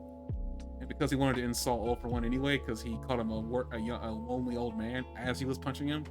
That was Did funny. he call him? Does he insult him or does he call him out? I feel like it's both, but I'm going to call it an insult. I don't think he was saying it to hurt him. I think he was saying it to let him know that he sees him. Because like he when he says you're nothing but a lonely man, and he also says I don't believe you're an incomprehensible monster, which is definitely not a cool thing to say. He's not saying that to hurt him when he says I don't believe that you're an incomprehensible monster. And then later he says you're nothing but a lonely man. I think he's speaking truth. I don't think he's saying it to hurt him. And I think One for All recognizes that he's speaking the truth because he says, "Don't look at me." Like he feels seen by Deku, and the only person that he wants to see him, who he wants to see him very bad, is Yoichi. Because the first thing he says, like with Yoichi, is like, "Show me your face," like you know what I mean. And they cut back at 1808 to him saying, "Keep looking at me, Yoichi," and stuff like that. Like he desperately wants Yoichi to look at him, and he's comfortable and okay with like Yoichi looking at him. But Deku seeing him for who he really is, in the same way that Yoichi was, is not okay with him, and it alarms him. It does the opposite for him. It's the last thing that he wants, where he wants Yoichi to look at him because Yoichi is the only other living thing that can really see him. I think it's still an insult because truth also can come in insults. And also, with him saying, "Don't look at me," well, that's definitely a response to an insult. I just want to point that out. Mm-hmm. That can be a response to an insult. Even later when he says, "I can never forgive you," like, I can never forgive what you've done at 2045, he's not saying it. His face doesn't say it like he's angry. I don't think like if you look angry to insult people. I just want to point that out. Right, but I'm just saying that, like, he doesn't seem... Oh, well, in that case, he's saying to Shigaraki anyway, not All For One. But, like, I think he's righteous, but I don't think he's, like, trying to cause any more pain than he has to. I think he's just trying to take him out. It doesn't feel like Deku to cause more pain than he needs to. Why not insulting? This man's evil. He's caused more pain just as his entire existence. I don't know why. What's wrong with Deku insulting him? Because Deku doesn't like to hurt people. I don't buy that, but I don't buy that in the sense of like I think Deku is a person that wants to harm people. But like even with the idea of being a hero, you have to kind of like not as much harm people, but at the same time like do some damage. I mean, like you can't be a hero about breaking a few eggs. I guess is the best way to put it. But like I'm not saying that I think Deku is a heartless monster. Far from it. I watched the entire show. That man has a heart of freaking gold. I'm just saying that I don't think it's wrong to assume that was an insult. Now, I will give this. It's an insult, but it probably wasn't an intentional insult. Again, I could see him saying that I can see what you really are underneath all of this. And I did not see him say, "Don't look at me," so that was a revelation. It's at 18 minutes. 18 minutes he says, "Don't look at me," yeah. Yeah, I saw that and I completely looked over it, but because I already said that I could care less. Like that whole I'm nothing about you. I was so done with All For One at that point that anything he said or whatever his character, I think washed over me. I was just done with it. I said before I could care less. I don't have any sympathy for All For One. and that might have happened during that point. So I might have missed it just in basic reflex. I still want to call that an insult, but also telling the truth.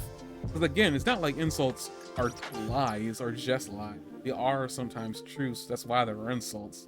Some of the times because they hurt you with the truth, and they can show you what's inside of you.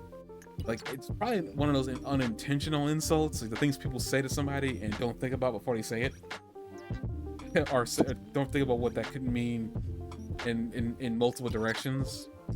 Again, I do see that him saying you're an lonely old man probably is more in the direction of like, I know what you are hiding versus directly insulting, but I still feel like it is an insult. In the most meaningful intentioned insult that Deku could give. Because again, he does say he emulates Bakugo sometimes, not intentionally. Like, sometimes it just happens. He doesn't truly enjoy it when it happens, but it just happens. But I will drop it there. I mean, it you know, we'll just take it as like he was seeing into All For One's non-heart. Let's be real. All For One didn't have a heart. He didn't have one. Not very much of one, yeah. I thought it was kind of, let's see. At 1535, All For One reconstructs parts of his body. At 1545, he says, I still haven't achieved anything. And I'm like, fucking really now? You've achieved nothing? That's what you feel like everything you've done so far doesn't amount to anything in your opinion? Like, he's a guy that wants to accumulate mass. Best way to put it. His entire it's just like all about accumulation. It's like he feels like because he didn't achieve everything, he hasn't achieved anything. And I was just like, all right. I think that what that really was he didn't achieve what he had set out to do, which was the main goal, which is to get All For One. He didn't get that, and I think he even makes mention of like, okay, now my next goal, which is very insignificant, is destroy the Earth. Like I think it just makes sense that he doesn't care about anything else. Like, I mean, he literally, I mean, as he's dying, says, "I'm nothing without you, Yoichi." I mean, what do you mean he doesn't think he achieved anything? Again, it's like, for me, All For One, I laugh at some of the things he says because like now he's on the receiving end of a beat him up. Basically, he's dying now and he's realizing the mistakes he's made, and it's too late to correct any of it.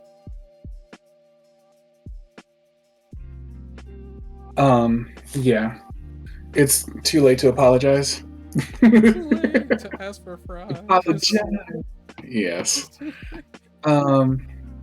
Again, 1615 is where he briefly considered taking over Mineta, which I thought was funny. Sorry. I liked the very open-ended, I won't let anyone take from me comment he makes. I won't let anyone take from me. Who said that? Like, All For One. Oh. It's sometime after 1545. I'm not sure where. Between 1545 and 1615. It's such a broad statement. I won't let anyone take from me. And that's it. That was kind of like interesting, almost a childish level of like fundamental statement. At 1624, they lose control of Kurogiri, or Shirakomo. Little small. Now this doesn't count as a spoiler alert, but I risked a spoiler at this point because I feel like all the action scenes are done anyway.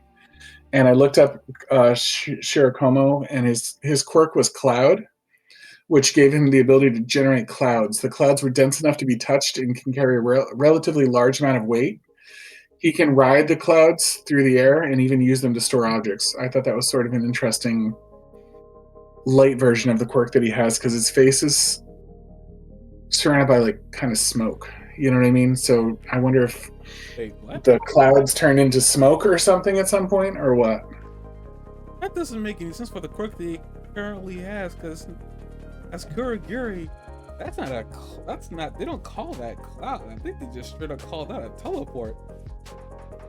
Right. I didn't know if he might not have the quirk anymore. Like, but I thought that was an interesting quirk to have beforehand because his face is kind of surrounded by smoke now, like a Well, purple but smoke instead of a cloud. well, he has So it. it's like a dark parallel to what his previous quirk was.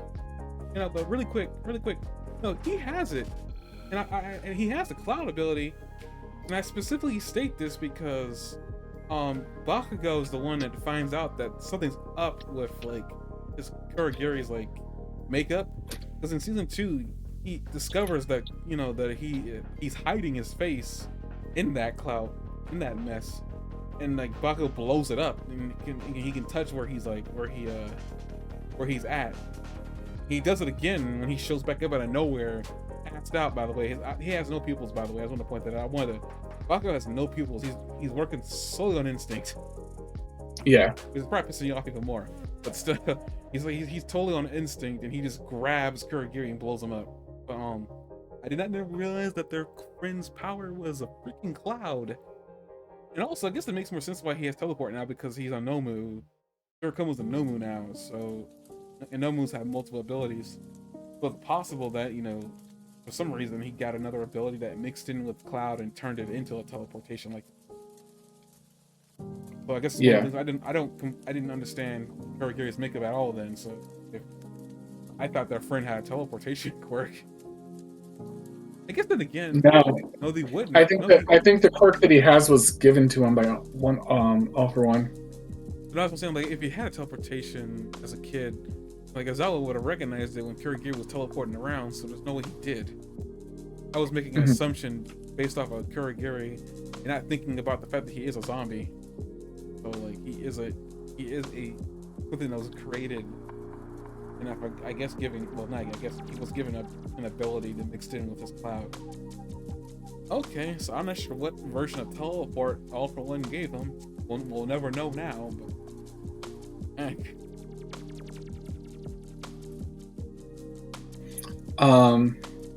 So this was a point that annoyed me a little bit.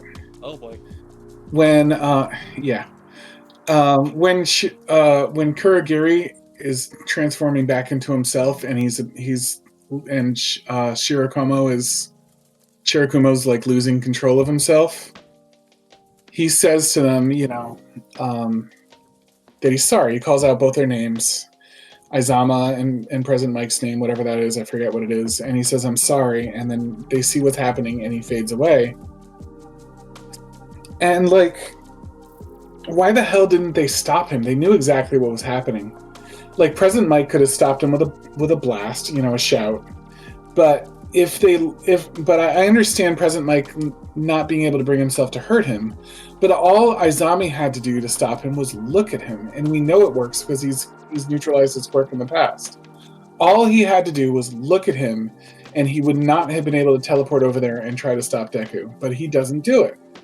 And it's like, and Shirakumo, as he's losing control, instead of saying, "I'm sorry," he could have said, "Stop me." You know what I mean? There was like, it wasn't a foregone conclusion that like that was going to happen. Like there was like each of them had an opportunity to stop that from happening, and none of them did it. Didn't Aizawa yell out that "Get out of the way, he's about to teleport"? Yeah, but why would you do that when you under could the just assumption that he was going to go help It's at them. 1624, but like he says, "I'm sorry," so he's obviously not going to do something they like. Yeah, but doesn't Aizawa say "Get out of the way, he's going to teleport"? I feel like Aizawa thought maybe there was still some control, because it wasn't like Shirakumo disappeared totally. We just saw the mask pop up over his face. Shota, I'm watching at 1624 right now. Shota, Yamada, "I'm sorry," he says, like over the course of like 12 seconds. He disappears, but they never yell out that he's going to teleport. He yells out his name, Midoriya's name, but he doesn't actually say anything specific. And then President Mike runs to stop him from a distance at that point, but not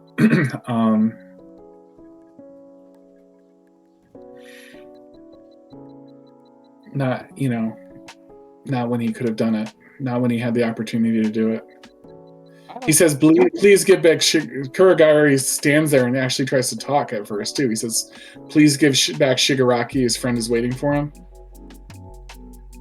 But he doesn't. He's actually somewhat peaceful. I don't remember Kurogiri even actually physically attacking or anything like that. I think he's just talking, and then Bakugo flies out of the blue and like punches him. I'm watching to see if that's true. But yeah, he's just talking to Deku. He's not actually. I guess he was in the way, though. He was in the way, but he tried to talk to him. Talking to All For One. He was talking to Deku. I don't think he was facing Deku. Was he facing? Well, it doesn't make sense. The dialogue doesn't make sense unless he's talking to All For One. I think they don't actually show exactly where he's facing, but he has to be talking to All For One. Because the dialogue doesn't make any sense if he's talking to Deku. He just happened to be in the way. He's not even necessarily trying to stop Deku so much as he's in the way, and Bakugo flies in and takes him out.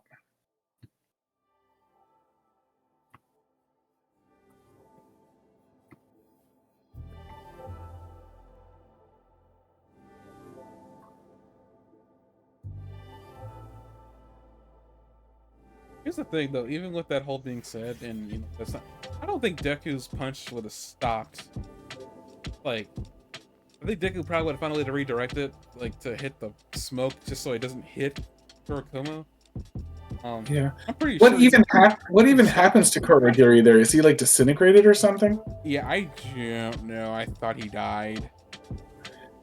Because you see him like at 1721, it looks like he just sort of falls apart. I don't know what happened to him. I didn't really look for him. I thought he died. If he falls apart, then he dies. But like, what a stupid way to kill him, because he's not actually being evil at that point. He's like begging All For One to release Shigaraki, which is not an evil act, really. Bakugo attacked him because he was in the way, I guess. But like, oh, maybe he teleported away too. It feels a little murdery. Also, how the hell did Bakugo know? Like, he came all that way just to punch the nearest thing near Deku? Like, what was going on? No, I think Bakugo was just trying to be there to see Deku defeat All For One. Or they carried him, was probably what really happened, because I know Bakugo was, like, on his backside several miles away. I'm pretty sure some, like, medic found him out there and carried him to the nearest, like I don't even say platoon, but it was some nearby. Someone nearby that could give him medical attention. And I'm willing to freaking bet that Bakugo was still somewhat conscious, considering that he was moving with no pupils in his eyes. I'm pretty sure he probably knew where the fact, well, he probably was hearing something or something like that, or he knew. There's some roundabout ways, some of them may be BS, but like he probably knew where like saw, like, maybe because Deku's in the air too. It's not like he's hiding, and also All For One's in the air, so people can see him. So maybe Bakugo saw. It was close enough that he wanted to be nearby to see Deku end All For One, and then probably overheard Aizawa yelling, or President Mike yelling about Kurokuma. I like that moment. I know you didn't really like that moment. I just liked it in general because it was just kind of out of nowhere. It was like, what the heck? It was like, for me, being really real, I definitely did expect Bakugo to not be there, and I was gonna be disappointed if Bakugo wasn't nowhere nearby for this, just to see Deku defeat All For One. Like, Bakugo still kind of holds a lot of what he did to Deku in his heart, and like, you know, he feels sorry for that. He'll probably never be able to make up for it. But for me, like, it would have been awesome for Bakugo just to be there to witness the guy that he bullied all those years ago defeat the big bad, basically. I wasn't anticipating him to jump out of nowhere, bite Kurogiri, and explode him. That was not what I was anticipating. Yeah, it's just sort of I'm telling you, it's a moment that this episode could have done without. I don't know. I would have been disappointed. I mean, you were disappointed with Lemillion. I would have been disappointed with that. Well, because like Bakugo kind of low-key murdered someone that wasn't doing something evil at the time. I don't know if he's dead. I think maybe Kurogiri just teleported. My guy even said please. You know? I think he just teleported. I think literally Bakugo might have just only exploded a bit.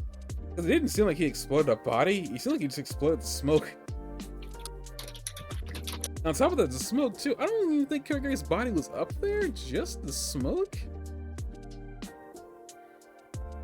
Which is also strange. I didn't know he could separate that, but... Yeah, well, that made Deku punching it even... That made Bakugo punching it even more unnecessary if it was just smoke that Bakugo Deku was grabbed the body. I can't was going buy to that. pass through it. If Deku was just going to pass through it anyway and it was nothing but smoke, then that makes it even more unnecessary that Bakugo showed up, but okay. Well, I'm gonna say, like, he grabbed a body for sure. He grabbed something tactile and exploded. Because he couldn't explode. First, no, I don't think he can explode smoke. I think he tried before and it didn't work. The fact that he made contact with something and exploded. It's possible that he made contact, exploded, and the guy teleported and he ended up somewhere else. Mm-hmm. I don't think he killed him, but I feel like they would have said it out loud that he killed him. It's like one of those things of like animation, TV of general TV roles. They don't die unless they die on screen, and Gary didn't look like he died there. He just straight up disappeared. So I think if he died there, a body would have fell to the ground. And we would have seen it.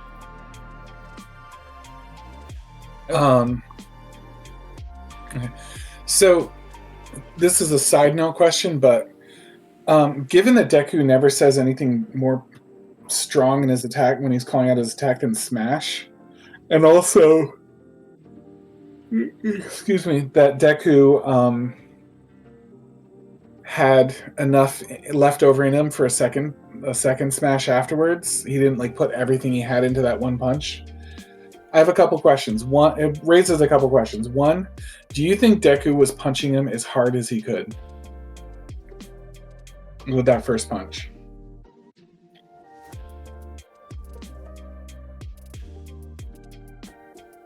Probably, but I mean, going to that back.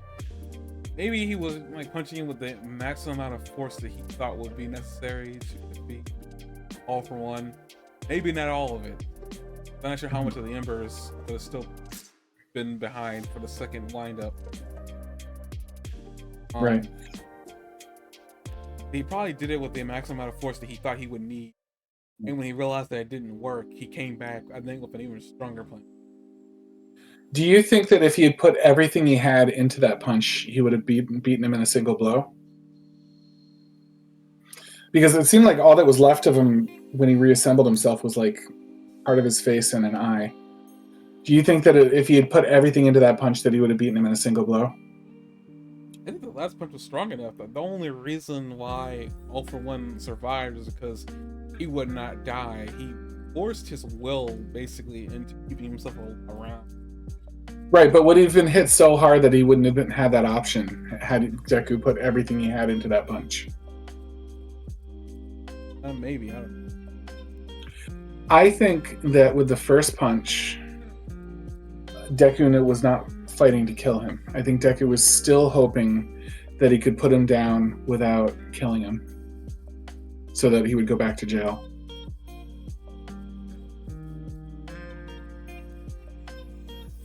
I think about this given the way he goes on to acknowledge his humanity in his dialogue after that, you know what I mean? I think that he even then was trying to not save him so much as not. I don't think Deku thought that he could save him, but I think Deku was hoping that he could not have to kill him. Well, I mean, this is the case, and I have a problem. Basically, this is my problem with heroes, with their villains. Like, they keep these guys around, and all they do is cause more problems. Like, and All For One isn't your typical villain either. Like, I mean, that guy plots for years. Like, keeping him around, even if it is out of your goodness of your heart, it won't change All For One. Right, but I think Deku recognized that this was a human being on some level, and if he could get away with it, he didn't want to kill him. I think his first attempt was, I'm gonna hit him real hard enough to put him down, but I would like to see him go down and not kill him. And when that wasn't possible, Deku said, now he's going to try to take someone else, and I'm not going to have the strength to stop him. If he does, I have to finish him off. I think the reason that he just says smash instead of like a bigger smash is because he was hoping that a bigger smash wasn't necessary and he could stop him without killing him. I have an alternate theory for you then. This still goes on with the whole idea of him trying to save. What if he was trying to save Shigaraki's body, not All for One? Yeah, even that would be fine, right? Because we know that he at least thought the vestiges were in there. So there might have been something in there that he didn't want to kill. Because he knew the vestiges. He punched and brought the vestiges awake. And I don't remember if he also thought he was bringing Shigaraki awake on purpose, but he knew that there was something in there that was good, even if it wasn't All for One, that he would rather not kill. According to Yoichi, Deku placed him in there, a fragment of him that went to sleep. Then the punch woke him up. Well, I'm guessing maybe because it was like number 7 who managed to keep her grandson around. It was just an after effect. Because like after he said, if he was punching to kill, why would he have done that? Do you know what I mean? If he was punching him with the intent to kill him, he wouldn't have gone through he wouldn't have made it that complicated. Now that we're talking about it, I'm positive he wasn't punching him to kill, because he did multiple things with that punch. He put a piece of Yoichi in there. He did a bunch of other things. I think that he was punching to put him down, and not absolutely punching to put him down and not kill him. I think that's the only way that you can interpret why he would have bothered to mess with the vestiges on that punch.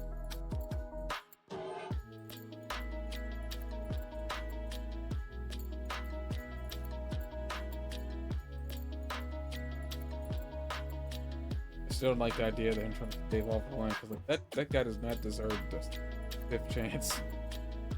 Yeah, but it's Deku, and Deku, like I said a minute ago, Deku doesn't like to hurt people if he doesn't have to. It makes him also a bad person. I'm just gonna say, in the context of trying to save a villain, that makes you also a bad person. But I'm not gonna hold on to that. Remember, you thought that about him with Shigaraki too, though, and that worked out. Deku doesn't know if this is going to work out too. You know what I mean? One is still, at least with Shigaraki. Shigaraki was manipulated. That I can get behind. It's like, okay, yeah, that doesn't wipe his slate clean, but it just makes the slate for Shigaraki easier to swallow. All for One is like, that guy is beyond evil. That guy, that's a demon. Regardless of what Deku called him at the end of the day, a lonely old man, that's still a demon. Like, that man, he killed his mother at birth and suckled her teeth as she was dead. I don't even know how he got milk out of that thing. I'm not even gonna talk about that. I'm just saying that, like, trying to save All for One, like, I could get behind him trying to save Shigaraki. That's fine. Him trying to save All for One, like, no, you don't do that. I don't care who you are. I don't care if you're Batman, Superman, the Flash, whatever. You don't save that guy. That guy wants you dead. All you do is cause problems. Little characters like the Joker, whatever like that, when there's, Batman and Lex Luthor or whatever, like whenever they're put in jail, like, they become a problem later on, but it's never like it's never that bad. And sometimes these villains end up helping the hero later on, not through the goodness of their heart, but because they have to. But like, and those are fun interactions. I don't see a fun interaction between like Deku and All for One at all at any point in a alternate timeline if that were to happen. Like, I just don't trust them enough. Like, I don't think there's anything in this manga that they could do. I'd say that, and then they do something. But like, for right now, I don't think there's anything All for One could do that would make me trust them. Not even the slightest. Oh yeah, absolutely. But I think he wanted him back in all those restraints and everything, locked away in a prison. Those wouldn't have worked.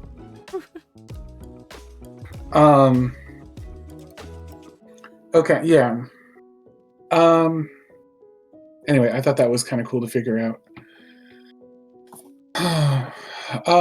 Don't look at me. When for all said, Oh, keep Keep looking at me, he says 8 seconds later to Yoichi.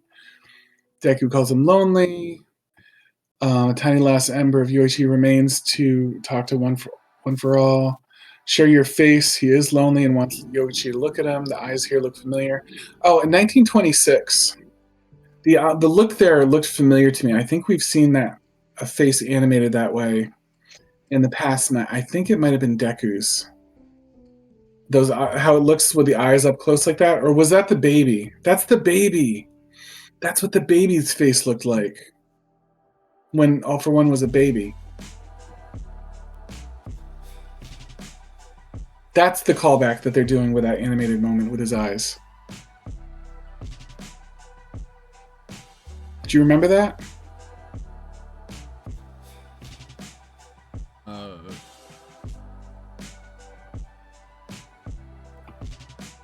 When they animated All for One as a baby, his face looked like that.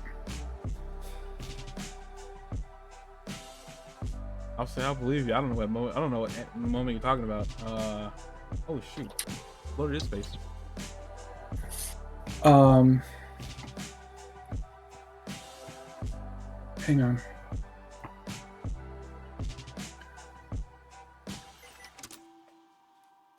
I'll post a couple pictures of it in the Discord so you can see what I'm talking about. That's the callback. That's the animated callback that they're doing there. They're drawing him like he was a baby.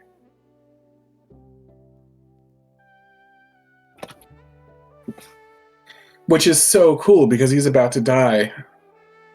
And the last time he was about to die from his fight with Bakugo, he was a baby right before he died. I mean, I remember this one with the baby on the ground. What were you talking about in the current episode? They did that. They did this. If you pause the show at 1926, and I can't send you a screenshot because it doesn't let me. It just goes black with it. If you pause the show at 19 minutes and 26 seconds, you'll see All for One's face. The eyes and the shape of the face and everything look like this. They look like he did when he was a baby.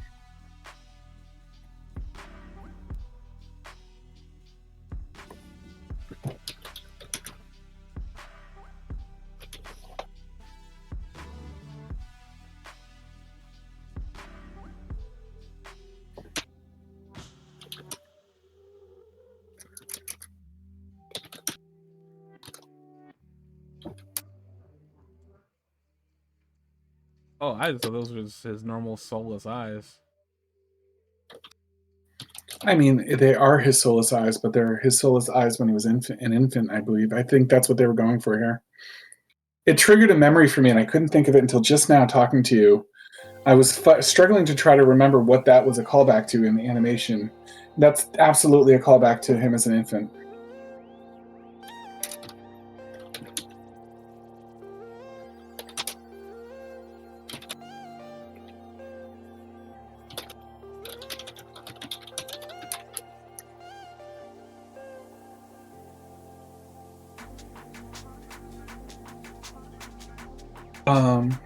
Okay. So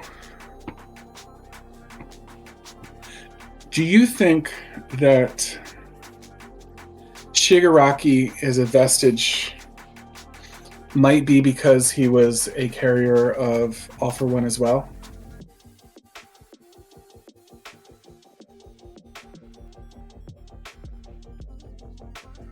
I don't think he was a vestige. I think that was just a piece of his like personality that was stuck in there. According to him, his grandmother kept him around. I don't think his grandmother kept him around as a vestige. At least that's not how I was interpreting it. Because Shigaraki is technically a carrier of One for All at that point. So I didn't know if that was what made him have a vestige or not.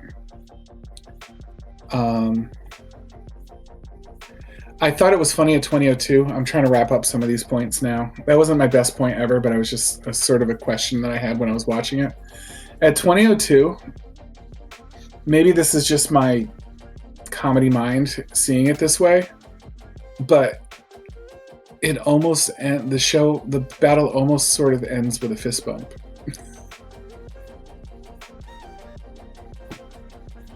If you pause at 20, I think that was the point. I thought that was kind of funny.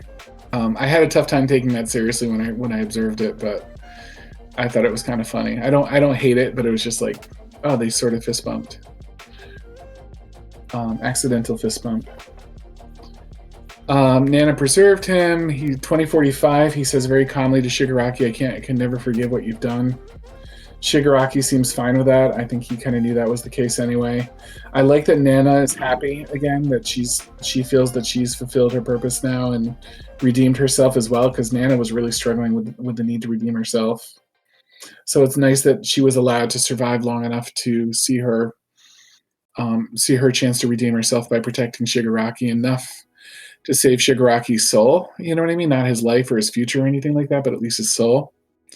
At 2110, I thought it was interesting that even redeemed Shigaraki found it important that he was the hero of the villains. I was like, why do you feel that way about it? He needed Spinner to know that he fought to destroy until the very end. He tells Deku to tell Spinner that. And I thought that was interesting. And when Deku agrees to, Shigaraki does the superhero smile that we see on All Might and Deku and Nana. I think those are the three main ones that adopted that smile, and I guess to some extent Bakugo. So I really like that smile. That was a great moment.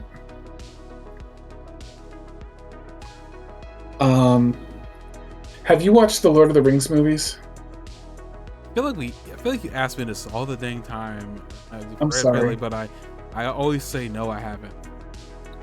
There's a moment at the end of Return of the King, which is the third one, where Saruman dies, and there's this sort of explosion. And as that explosion happens, you see the sky in a way that's really hard to explain, becomes brighter and more clean and pure. Like it starts at the center of where Sauron's temple collapses, his tower collapses, and it extends out, and the sky clears, and like everything and daylight starts showing through and stuff like that.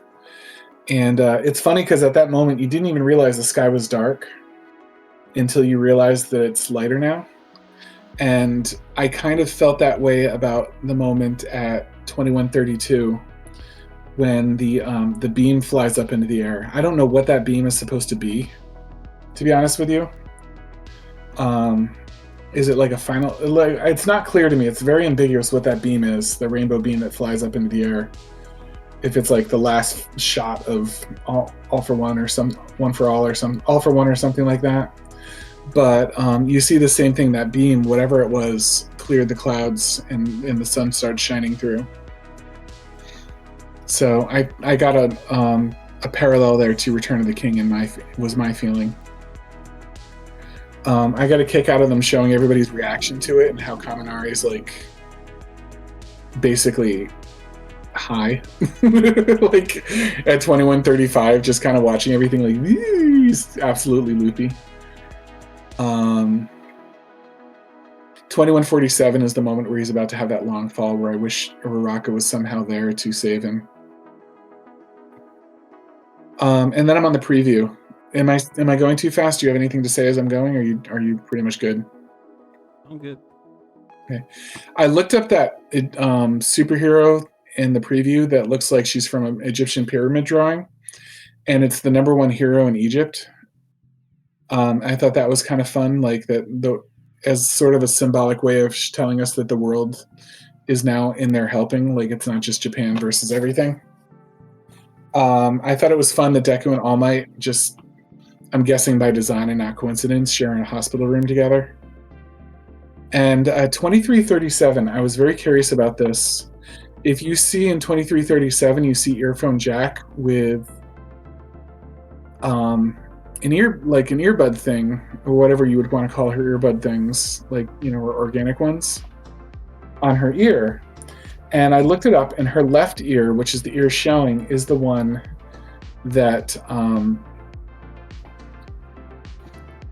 that was injured. And that's the ear that we see there, and we see like an earbud coming out of it. So I looked in the wiki, and this is a little bit of a spoiler because I'm sure they explain it in like the next episode or something. but she's fitted with a prosthetic replacement for her missing left ear in Jack. And that's what we're seeing there is the prosthetic. The use of her earphone jack quirk is then limited to her remaining right ear until she adapts to the prosthetic. So that was like a support equipment item.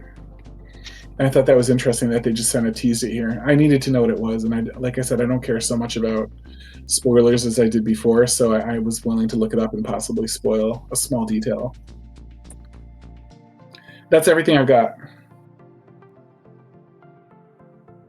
Okay, I guess we're going to end it here then. We are kind of over time by 5 minutes. 7 minutes, but 7 minutes. I'm sorry, 7 minutes. Listen here, you don't get smart with me. Ooh, 7. That's 120 extra seconds. I can see why you pointed it out. Just that I say something about it, Carl. Don't make me feel bad. But I guess we're gonna end it here. We got the next episodes. I'm not sure how many. I think maybe 2 or 3. So some might say 4, but I'm not sure if that's the right number. So apparently, I'm glad I'm not going crazy with the idea that there was some type of like announcement that the Studio Bones was gonna have about My Hero Academia. So somebody else apparently saw that article too, so it was real. Still don't know what that's gonna be about. It's probably, I think it's gonna happen at Jump Festa, this yearly convention. So we'll probably hear about what they got planned eventually. As for us, we're gonna watch the remainder of the episodes. Once we're done with My Hero anime in general, we'll jump into the last movie that they've made. Calling it now is probably what the announcement is they're making a 5th movie, and I'm gonna be like, dang it. But we'll see what happens. I'm still very sad, and this is a good show from beginning to end. I'm gonna really be disappointed, and I'll probably say this again as we get to the finale of the show. I'm gonna miss this show. Again, definitely foresee in the future many more rewatches of this show just for me to feel good, because I like this show enough to do that kind of thing. I don't regret ever watching it. I'm glad I watched it when I did, and I'm glad I got you into it when I did too. Yeah, it's a good show. But yeah, well, signing off. See you guys next week for the next episode, which is gonna be the finale for the Todoroki family. So we're gonna get the official ending to that family drama. Good fight, good night. What he said.